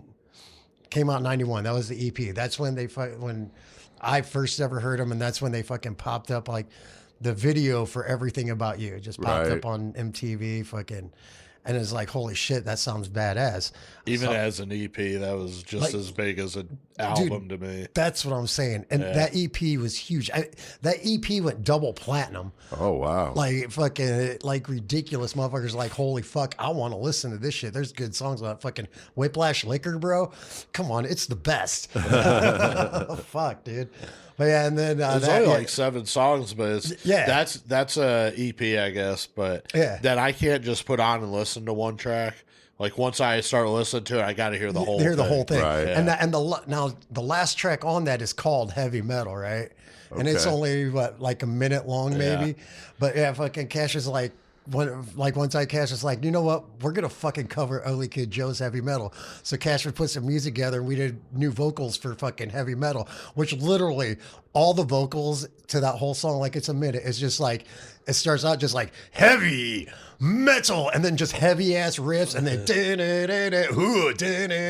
yeah. And then and that's it. That's the whole fucking song. But yeah, which album's that on, dude? I'm pretty sure it was on fucking Road Not Taken. Yeah, Road Not Taken, dude. But yeah, me and Cashman put music together. I came and did guest vocals on it for it. So that's fucking fun shit right there. Nice. And then in 1991, fucking they put out 1992, I'm sorry, fucking America's Least Haunted, which was great, dude. So many good songs on it, dude.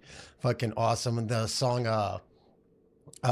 fucking Goddamn Devil, Rob Halford comes and does fucking backing vocals on it and shit. Oh, cool. So he's on there fucking doing his screams and just, I don't know, it's a fucking badass album, dude. Fucking, I love those two albums are two of my favorite things ever, dude.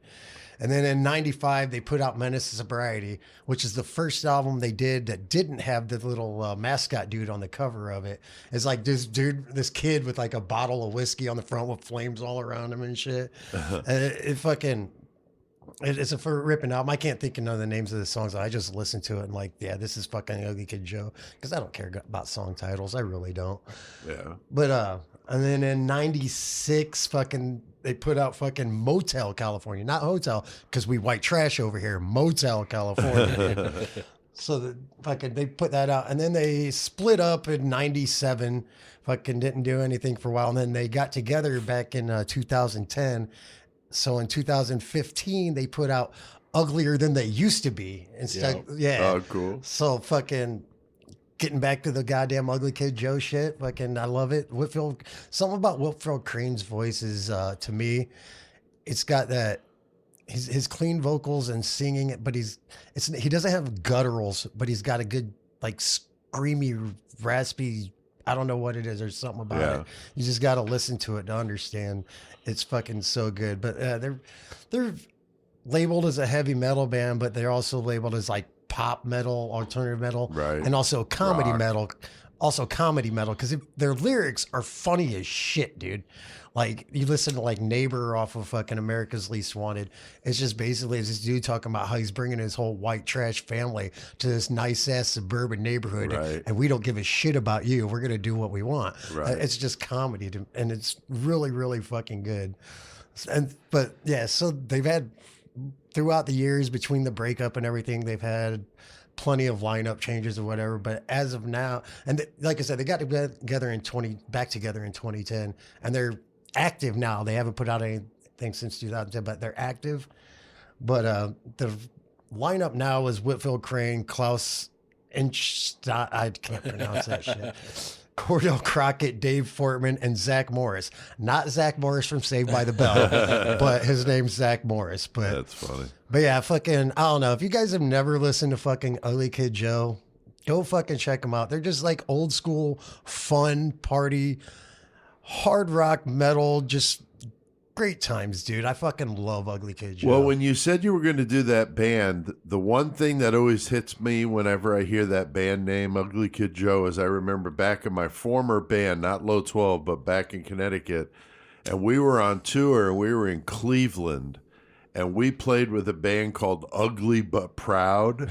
Right. And we were laughing when we saw the flyer, because we were like, what the fuck kind of band name is that? It's actually a pretty good name. Yeah. I love it.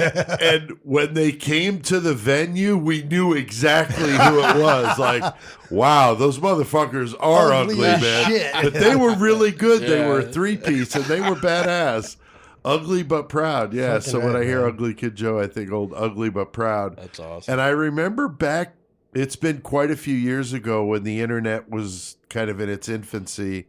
I think I tried to see if I could find them, like, are they still around? And I don't think they were. Right. But I haven't looked, like, on Facebook. Who knows? Maybe Ugly But Proud came back. But always thought that was funny. I do also know that Whitfield Crane, the vocalist, did get together with some members of Soulfly and put together a band. They weren't can't together remember very the long. name, It was man. called Medication or Medicated or Is that what it Medication. was? Yeah. Yeah, I think it was Medicated. Yeah, I haven't really listened to them. I think I've heard a couple songs, but I know he got together with like members of Soulfly, which is a huge fucking band. But yeah, I love Ugly Kid Joe. Go check him out. That's Let me know cool, what you man. think. If you don't like it, you don't have to. It's your That's choice. right. That's right. Well, the other thing about that Ugly But Proud band, going back to that one more time, there was another band on the bill called Dogs of Doom. And I remember we laughed because the singer came out with those big, like, boots that people wear that look like a bear. Oh, no shit. Yeah. He came out, like, stomping with these fucking Sounds like boots something that Pete looked Saratavich would do. fucking ridiculous. And it was like them and then Ugly But Proud. But Ugly But Proud was really good. But yeah, Dogs of Doom, not so much. Yeah, remember that dude with the big furry boots. Dogs of Doom. All right, well, Where's that very Lost cool. Classic at, Pete? I'm doing some Lost Classics this time. 2 Lost Classics, just like bookends.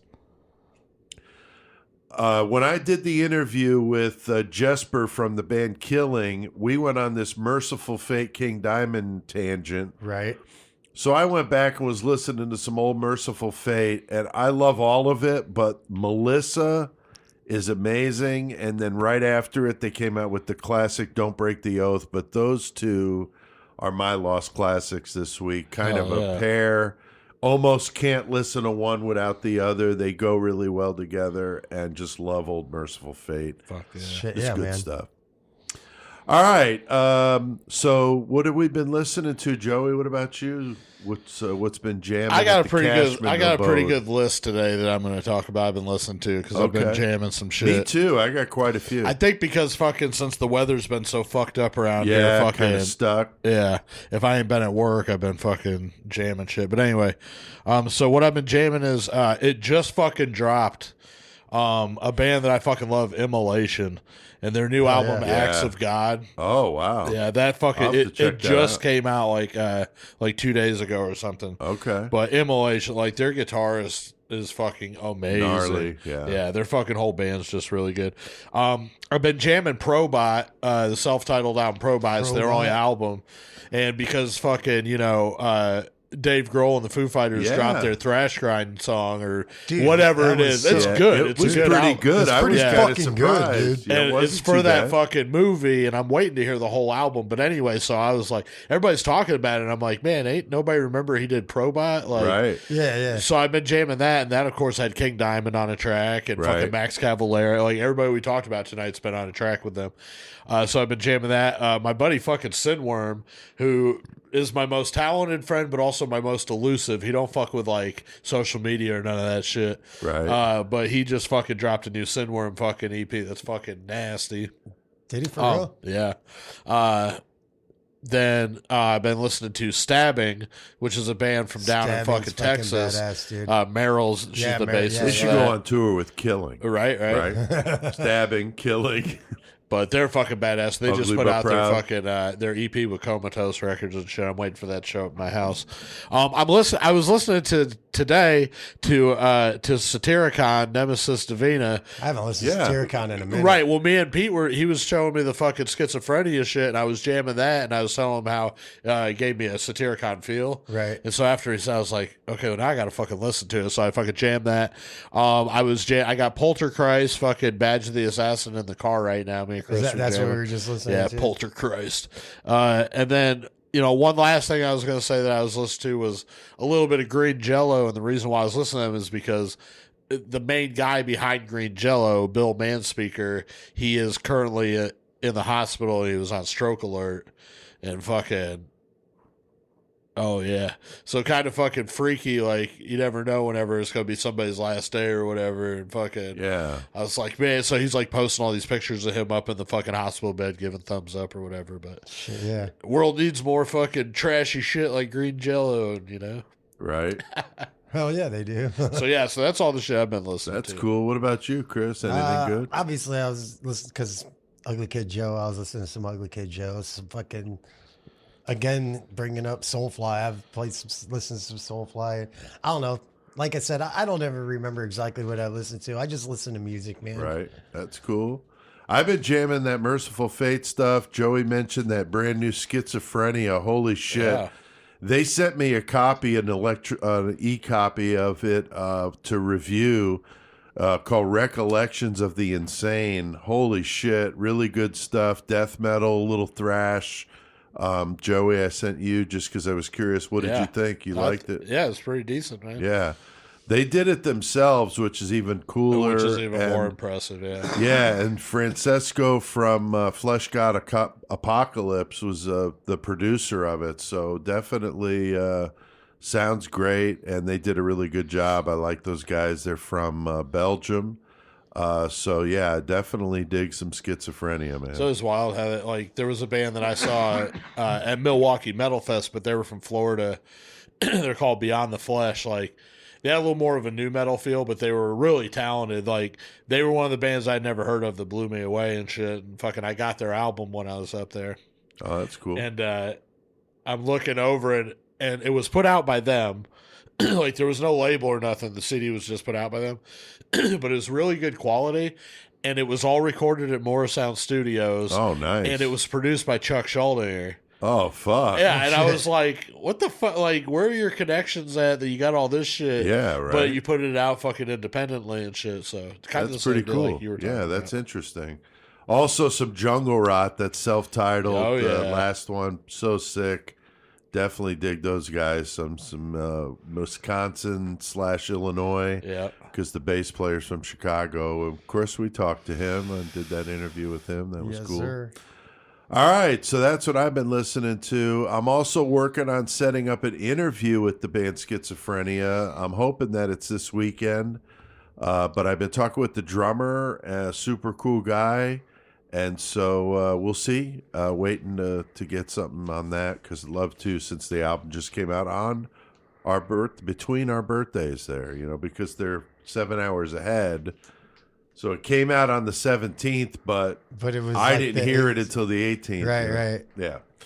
So I'm also seeing lots of stuff on tours coming up. I'm sure you guys have been seeing this shit too. Some really good stuff. Dude. New albums coming. Decapitated. Fucking Misery Index I saw was May, which is badass. Obituary's got something coming out, but they're waiting to see when Europe is going to open up again before they release it. Fucking FTA has put out 2 waves of band announcements for fucking coming up this year. Cool. And the Cannibal Cookout fucking... I saw that Levidity's doing that. Yeah. Put up some fucking bands for that. I can't remember who all is on that either. Fucking, A lot. Yeah. Joey, you're playing that Yeah, too. I'm on that one. Yeah. Cannibal Cookout, that'll be dope. Yeah, like you said, there's just a lot of fucking good shows and tours going on. Yeah. South Dakota started announcing their fucking lineup. Oh, yeah, for fucking Slam Texas, Dakota. too. Actually, Texas, Gordon, fucking Miguel. Usually I'm wearing the Chicago Domination Fest shirt, but he's the guy that puts on Chicago Domination Fest. It's like the biggest brutal death metal fest probably around this area now. But he also teamed up with the South Dakota Death Fest and then the Gordon the Heart of Texas Fest. And like they're all working together with all those basically. Like cross promoting. So that's pretty fucking cool. But Yeah, they just cool. started dropping lineups for all 3 of them, and they're fucking it's nice to see shit coming back like that. Right. Talking I did the interview with Kevin from Waco, and he was talking about, okay, well, everybody's waiting for these lineups and everybody wants all these people from overseas and everything. But you got to be realistic. Yeah. Do you want to announce people coming that might not be able to make it for this reason or that reason? Right. So you got to fucking kind of step back a little bit, do a little more of the domestic acts. Yeah. Pepper in some of the ones to see if you can get them in. Right. And it's like, that's cool, though, Yeah. I mean, That is cool. I get it. You want to see shit from all over the place. Of course. The world we live in. The world just ain't right I yet. mean, I was talking to Killing or one of these, I think it was Killing. They were saying how difficult it would be to just get to the United States. I mean, they wish they could, but how hard that would be. And I know Corrosive was talking about that too, coming down from Canada. They're like, man, we would really need like quite a few shows to be able to make it feasible to even drive down here. You know? So they're even, just on the it same isn't like continent. there's some huge ass fucking major rock star, fucking pop star, or whatever that can just like go do whatever. Right. So yeah, it's nice to see though, like Joey said, things kind of coming somewhat back to normal again. Speaking of not normal, the 666 Club is not very normal, Joey. It's a little disturbing. $3 a month, though, is all it takes. Fuck yeah. You could support what we do. Go to our Patreon page. I'll link to that in the episode description. Listen to that exclusive Manson family episode we fuck did. Yeah, dude. Yeah, the 666 Clubbers get exclusive content like Hippie that. fuck bus. The hippie fuck bus. And so that episode is great, and we've got other ones we've done. Dahmer, Ramirez, Capone.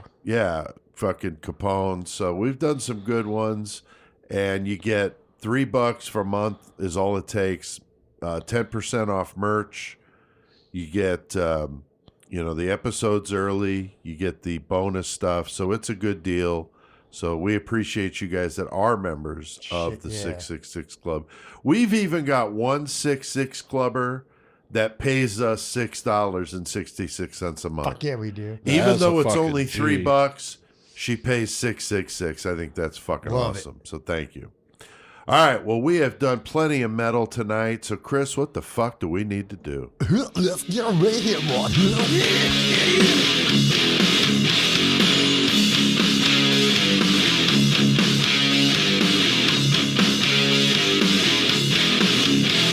No one ever believed in me. I didn't believe in myself. Not a word of praise ever came my way. Nothing but shaking heads and doubt. I started. Hi, are you suffering from neck or back pain? Do your fingers tingle for no apparent reason? Do you have no feeling down there? Well, here at the Duntsch Spine Clinic, we've been serving patients in Dallas for more than 20 years. We've crippled more people than polio. I brought my daughter to Duntsch Spine Clinic for a herniated disc in her neck and brought home a paraplegic. Dr. Duntsch gave her a lollipop and a stuffed animal to take home. Now that's true customer service. That's just one of many wonderful things our patients say about Dr. Duntsch. Even after the Dr. Death docuseries came out, our patients know those were all lies about the greatest neurosurgeon to ever live. I took advantage of Duntsch Spine Clinic special. December double the paralysis. I paid to become a paraplegic and came home a quadriplegic, just as advertised. Thanks, Dr. Death. I mean Dr. Duntsch. If you want all of your pain to just go away, call us at 888-TINGLE-NO-MORE. Well, at least you won't be able to feel a thing when we get done with you. God damn. Tex and Mrs. Tex doing Getting it done. that with me, doing a testimonial for the Duntsch Spine Clinic. Gotta love that. Before that was Ugly Kid Joe, Chris. Fuck yeah, Bad Seed. Hell yeah, dude. And Ugly Kid you Joe. did a good job with that one. yeah. I just love to hear about stuff I don't know anything about, learn some things. So makes me want to check them out a little bit more. So that's cool. All right. You guys both said you had a little bit of mayhem tonight. Chris. Anybody?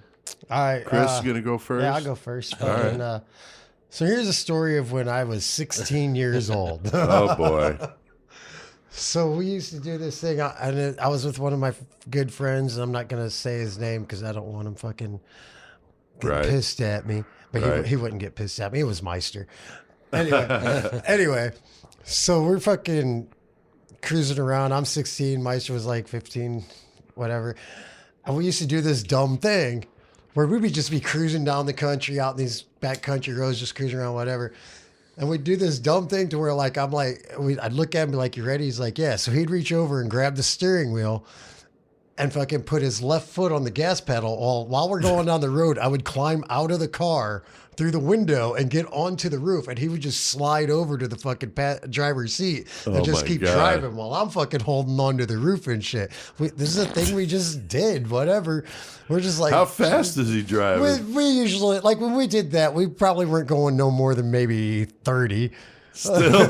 Yeah, still. It isn't like we were ripping down the fucking highway or down the road. I mean, yeah, still 30 miles an hour is pretty fucking fast. Oh, yeah. Like doing some shit like that. Yeah. So, like, we're doing that we did that a lot. And then one day we're Teen doing Wolf, man. Yeah, that's what I'm talking about. Teen Wolf shit. So we're doing that one day, and like we're going down this road, and we're going, and yep, that it happened. My fucking foot slipped, and I fucking fell, dude. Like while the car's going, I fell off of the side of the car, bounced my head off of the fucking. Now, mind you, Meister doesn't even have a driver's license. Fucking. So I bounced my head off. Meister thought he fucking ran me over. He stopped the car freaking out like, dude, what the fuck? I'm like, dude, I'm all right. You didn't run me over, but my fucking head hurts. I'm dizzy as fuck, dude. Wow. So that might explain some things, Joey. I'm like, dude, this shit's right? fucked up, Head man. injuries, we talk about. Yeah, for real. I'm like, dude, I don't even think I can drive. So to get to the house. So I'm like, you're going to have to drive to the house, and we'll figure out something to tell my mom when we get there why you're driving and I'm not. So we're cruising. I'm fucking fucked up, dizzy as shit. Feel like I'm going to throw up bad. Oh my God. Meister's driving so we get there and we decided we was just out skating, and Chris fucking fell off his skateboard and fucking bounced his head off the car. I mean, good alibi, right? Yeah, pretty good. So fucking bought it. Fucking now, years later, I ended up telling my fucking parents what exactly actually happened. They're like, yeah, I knew you was lying, you dumbass. But yeah, that's the time I fell off of a moving car being stupid. Very good, very good. Joey, what about you, man? What I got isn't a story or really some mayhem, but it's a tie with one of our listeners, which I like that shit. Hell yeah.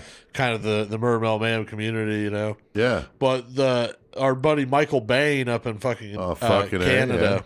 Yeah.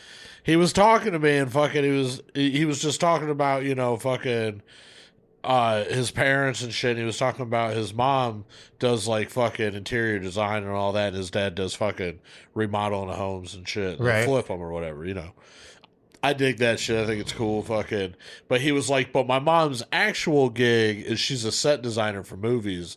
He was she's been doing it for 30 years. And I'm like, is there anything that I would have seen? You know what I'm saying? That she did? Yeah, just curious. I mean, That's I understand. cool. Canada's basically bigger than Hollywood now. Oh, yeah. For doing movies. So A lot anyway, of stuff being so done. I was like, man, is there anything that I might have known? And he was like, well, yeah, probably. He was like, she worked on fucking It too. She did a bunch of the Saw movies, fucking Mean Girls, fucking Mad Max. Dude. I was like, that's badass. hell yeah. And she said in the Saw movie, whenever they fucking have the opening scene or one of the scenes where they show the hands or whatever, the fucking hand model that was supposed to fucking do that shoot that day, they couldn't make it, so they used his mom. So Get that's the her fuck hand. out of here. So I was like, I want to watch dude. that shit after I fucking Yeah, talk that's to you. badass. So anyway, so I just thought that was pretty cool. yeah. And Michael's, he's a big fucking supporter of ours. He is, man. He So is. I thought that was cool, a little bit of tie with the horror shit. So. Hell yeah. No, that's fucking badass, dude. Yeah, Hell That's yeah. awesome. We love our Canadians and our friend Shane that comes on to talk with us. Shane Borchuk, he was saying how much he appreciated hearing that one comment a few episodes ago that said, hey, thanks for having Shane on. Love hearing him. Right? Hell yeah. And that he said that made his day. So that's fucking cool, man. Love to get the listeners involved. And that's just awesome. So very, very cool. Fucking right it is. Speaking of awesome, guys, we've got a brand new Jeffrey Dahmer mask Oh, man. from Sick Rick coming.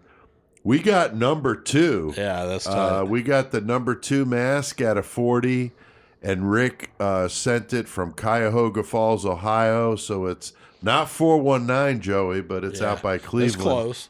Fucking every one of the masks that are in here and all the other ones he's done, they all look really good and realistic.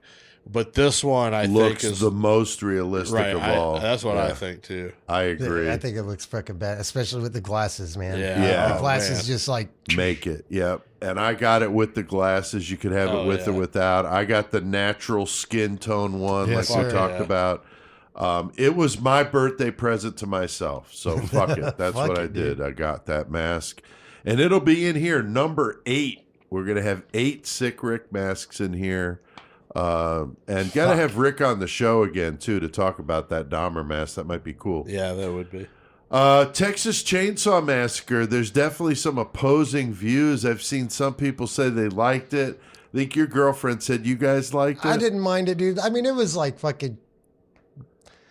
It was gory as shit. There was some good gore in it. I'll give it that, but man. I mean, the storyline I thought was kind of fucky, but did you see it yet? Not yet. What I can't stand is when a movie or a TV show has to force feed this like social commentary shit on me. One of the things. No, that's seriously the thing I hated the most about it. Right. That's the thing I hated the most about it. The quote protagonist. Like I fucking did not. I was waiting for them to get dead. Oh yeah, you wanted like, those kids to get fucking hacked up. Yeah. Yeah, but I mean, it was good for being a newer movie, but yeah, I enjoyed watching it just because of the fucking gore scenes and the storyline. I wasn't too keen on. Like, why? Yeah, I get it. It's Texas Chainsaw Massacre, teasers, so you're not like going to come up with this, massive storyline, but right, it's such a simple fucking concept, and they just, to me, perverted it. And yeah, there was some good gore stuff, but it was so hard to watch. It was painful. It was like the new Halloween movie where you're checking the boxes. Yep, you got the interracial couple. We got the gay couple. We got the this. We got the that. Okay, we've appeased them. We've appeased it. I'm fucking sick of that shit. Just make a fucking movie. I don't give a fuck what color these people are or what their sexual persuasion is. I don't give a shit. Just make a fucking movie. Stop fucking pontificating about this shit. Right. Like that whole thing with the rebel flag. It was completely unnecessary. It was unnecessary. For being a fucking goddamn Texas Chainsaw, there was so much unnecessary. Yeah, I didn't care for it because I hate when that shit is shoved in my face. One I did like, though, that I watched, Behind the Monsters. We were talking about this in our pre-show meeting. On Shudder, it's really good if you like horror movies and stuff. They've got an episode for all the big ones. They got a Michael Myers, they got a Freddy, Jason, fucking Chucky, which was cool, and of course my favorite Pinhead. They've got the actual guys that played the characters. They've got the writers, the directors, I mean, on and on. Fans and shit. Yeah, they got horror writers and authors and so forth. They got Ben and Henry from Last Podcast on the Left's on it. So it's well worth it. It's on Shudder. Go check that out if you like horror movies, man. Speaking of horror, Deeper Than Dead, my new book is, the artwork is now done. It looks amazing. Brian did a full-size poster, so we're not going 11 by 17. Well, I will have those too, but I'm doing full-size posters with this one, and Brian just knocked it out of the park. Definitely pretty, amazing stuff.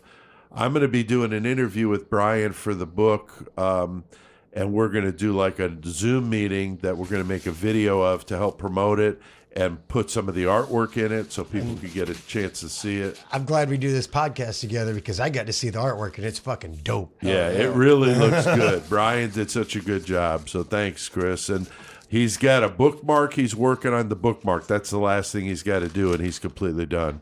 I've also got a guy that's building a website for my writing as well as for Murder Metal Mayhem.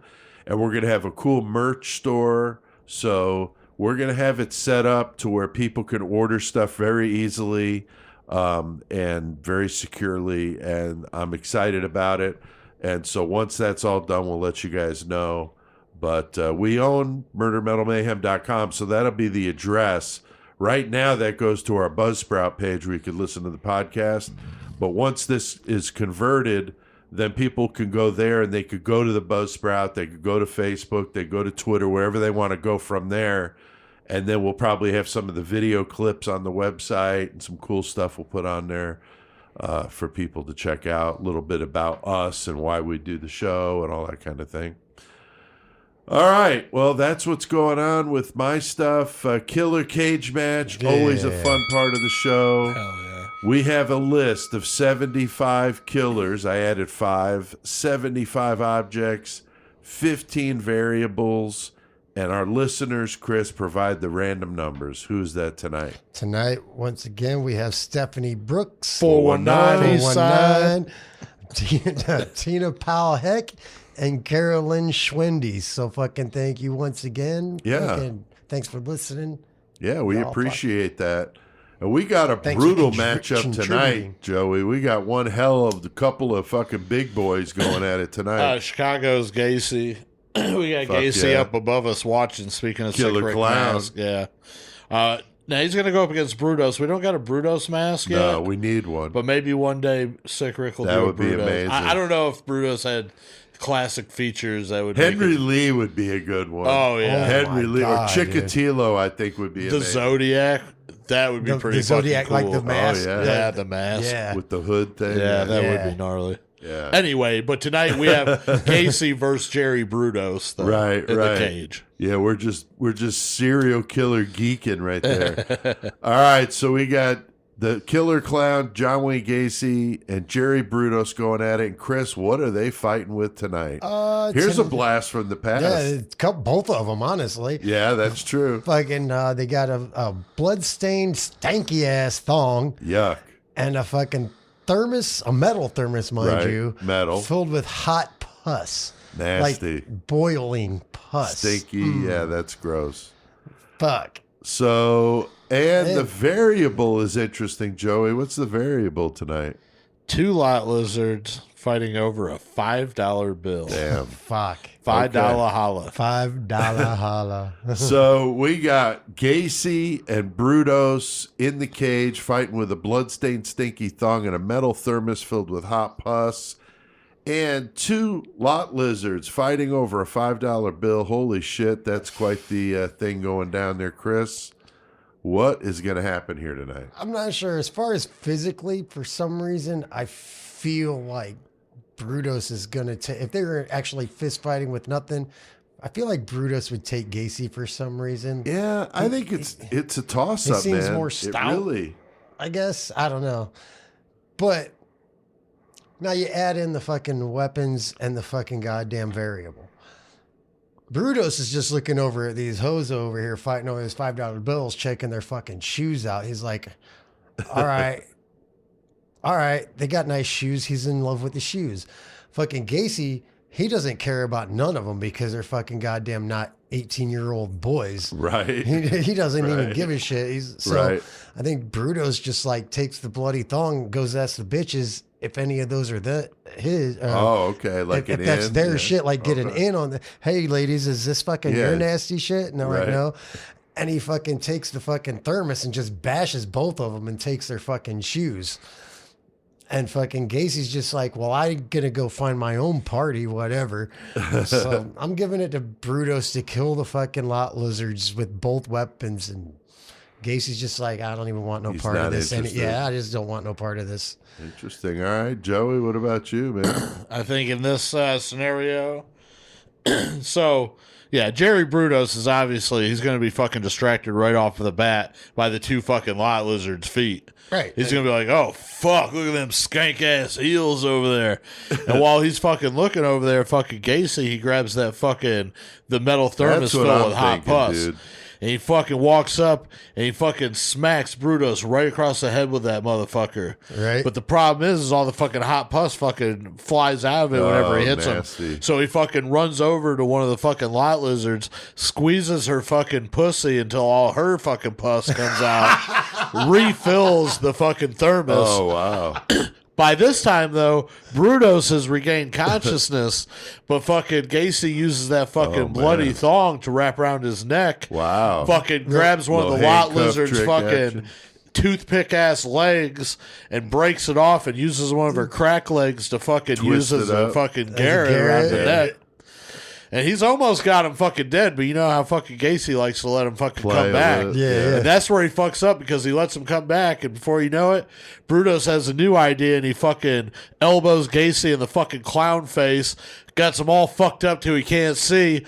Brudos grabs the bloody thong, puts it on John Wayne Gacy's feet like it's a fucking flip-flop. And he's so fucking excited by that scene, he fucking jacks off in Gacy's mouth and fucking drowns him in his cum. Wow. God So I'm going to give it to Brutos. God damn. Damn, that's pretty fucking elaborate, man. I love it.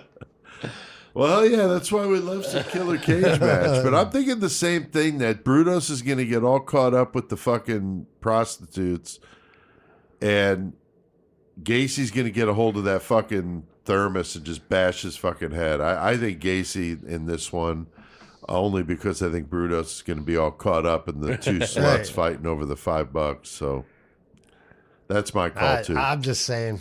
Yeah, Casey it's cool. don't care. Like, That's I what don't makes even it care. fun. Is it's just ridiculous. Yeah. All right, the YouTube channel. We've been talking about it, guys. You got to subscribe to it. We've got so many cool things already on there. Joey, your first performance here at Horns High's on there. Yep. Great. We got a tour of the studio on there. We got me and CK talking about our favorite metal concerts, which is tough to watch, but it's cool that we did that. Shitloads of interviews. Bunch of interviews now. Been dumping them on there about every week.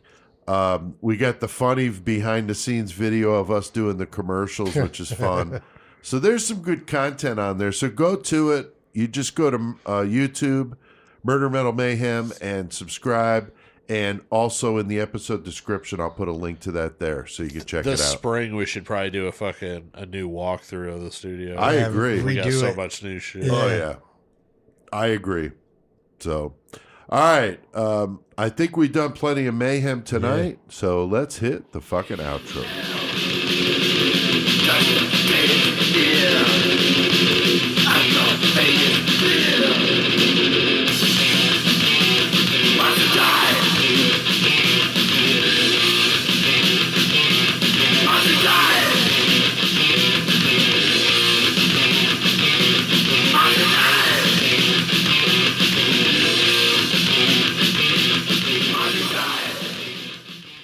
Hell yeah, some Possessed, man, going back dude, a old ways. school. March to Die, fucking classic thrash / death metal, depending on who you talk to, man. Some people say it's thrash. And if you're somebody out there that doesn't know, that guitarist went on to be in Primus. That's right, Larry Lalonde. So yeah, that is crazy.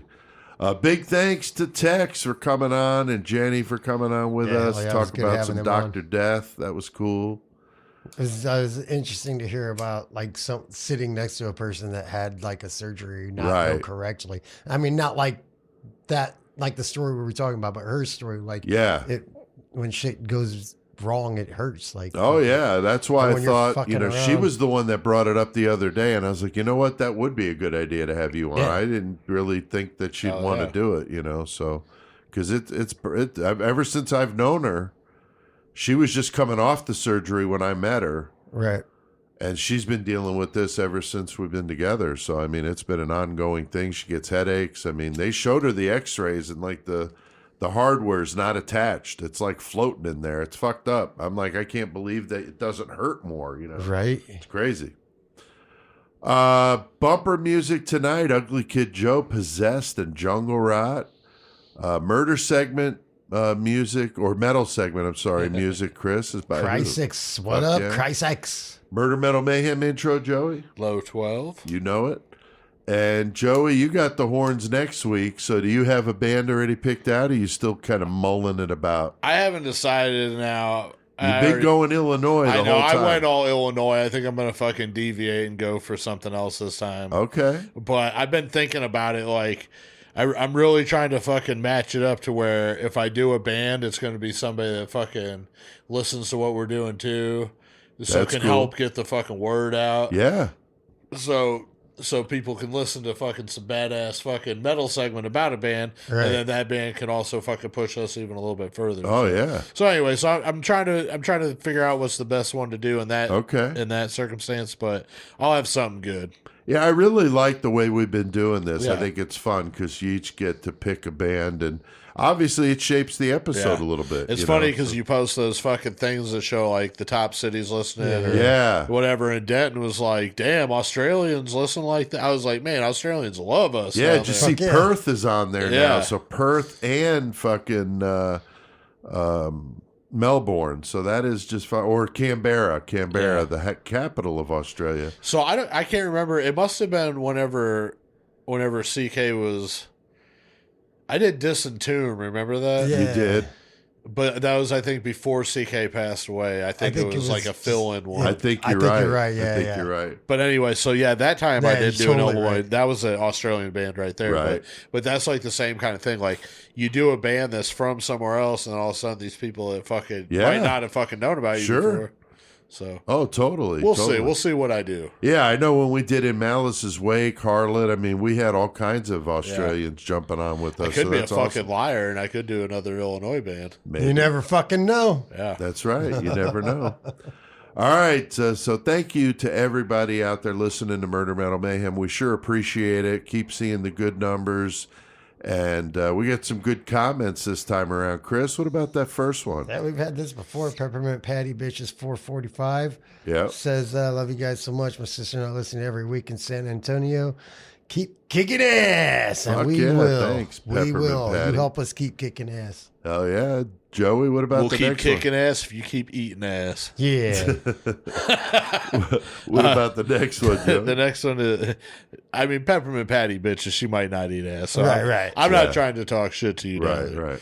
So anyway, Danny Evans commented, that episode you did on the Cleveland Strangler was really good. You guys are the best. That was We a had good quite one. a few listens to that one. We're up at like, I don't know, 1,200, 1,300, something like that. We got a pretty good squad of Ohio listeners. Yeah, that's awesome. All right, I like this one. Ben Dover 666 comments, you guys keep me going on third shift every night. I listen in my forklift in Pittsburgh, so Forklifting and fucking listen to murder. I hope he's safe with the headphones on, listening to us while he's driving a forklift. I'm sure he's safe. Everybody's safe. Safer than Christopher Duntsch, hopefully. All right, Chris, what about that last one? And we got Kathy Beckers here says, I'm a listener in London and love the metal. Horns high from the UK. Hell yeah. Fucking right, man. That's awesome. Yeah, we've seen UK cities in the top 10. Saw a city or town in Hawaii. Did you see that? I didn't see Yeah, that. there was That's a town in Hawaii or a Look-a-like city. a I don't lady. know. Come on, you want to lay me? I just watched Wayne's World last night. Oh, yeah. Check out murdermetalmayhem.com to listen to all the episodes. Like us on Facebook, follow us on Twitter, and subscribe to that YouTube channel. You definitely want to do that because we got so many cool things on there now, and they keep coming. So subscribe to it and get the notifications so you know when we post content. You could check us out on pretty much every platform that's out there. And if you do, give us a comment. Like fucking it, review it, star it, whatever the fuck you could do to help, because that moves us up the list. People hear it more because there's other people checking it out. Support the show by joining our 666 Club. Go to patreon.com/murdermetalmayhem and join. Only $3. And we'll link to that in the episode description. A couple weeks back, maybe a month or so, I posted a thing where I was doing an annual subscription for even more savings, like $25. Yep. I'll probably be doing that again. So if that's of interest to you, check our Facebook page for that deal, because that would save you year, dude. $11 a year doing it, paying it in one shot. So, I mean, it don't sound like much, but it's a pack of smokes. Right. That's true. That's true. You could go to creationofchaos.com if you want to pick up one of my books. And I also have that audio book out there on Audible for Creation of Chaos 3. I'm getting ready to do the audio book for Deeper Than Dead here now. So I'm trying to wait for heating season to be over so I don't have to worry about that heater kicking on and off when I'm trying to do the audio book. So probably going to hold off just a little bit longer. This fucking winter weather goes away so I don't have to run the heater. All right, well, we can't let him go without hearing a karaoke song. This is one I did a while ago. I've been sick with a cold, so I wasn't able to do any vocals. But I promise I'll get back to that soon. But this is one that fits Dr. Christopher Duntsch. So check it out. And until next time, keep one foot in the gutter. And keep your hands out of people's spines if you don't know what the fuck you're doing. Yeehaw.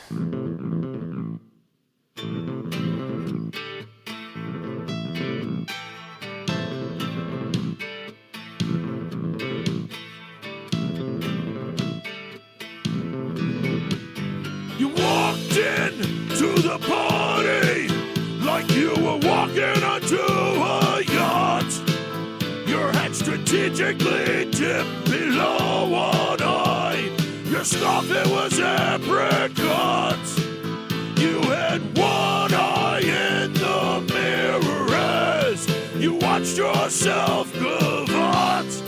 And all the girls dreamed that they'd be your partner. They'd be your partner, and you're so vain.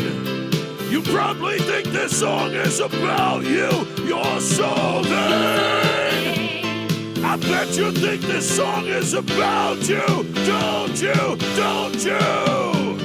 You had me several years ago when I was still quite naive. Well, you said that we made such a pretty pair and that you would never leave. But you gave away the things you loved, and one of them was me. I had some dreams, they were clouds in my coffee, clouds in my coffee, and you're so vain. You probably think this song is about you. You're so vain. I bet you think this song is about you. Don't you? Don't you? Fuck yeah!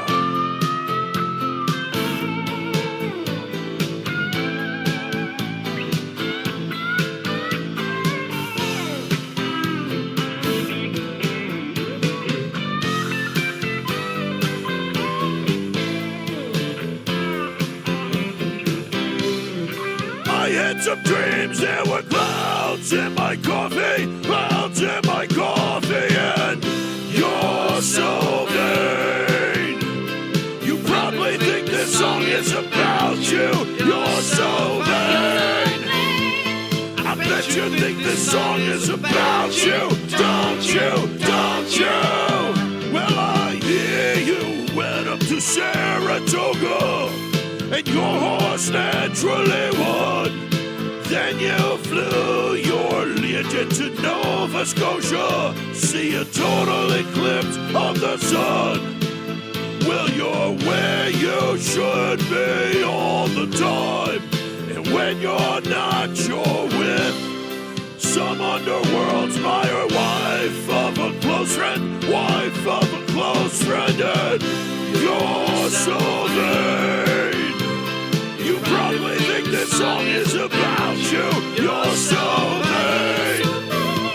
I bet you think this song is about you. Don't you? Don't you? You're so vain. You probably think this song is about you.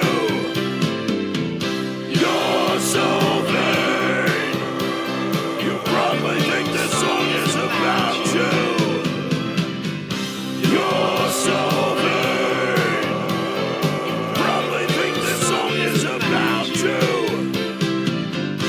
You're so vain. You probably think this song is about you. Murder Metal Mayhem. Mother, man.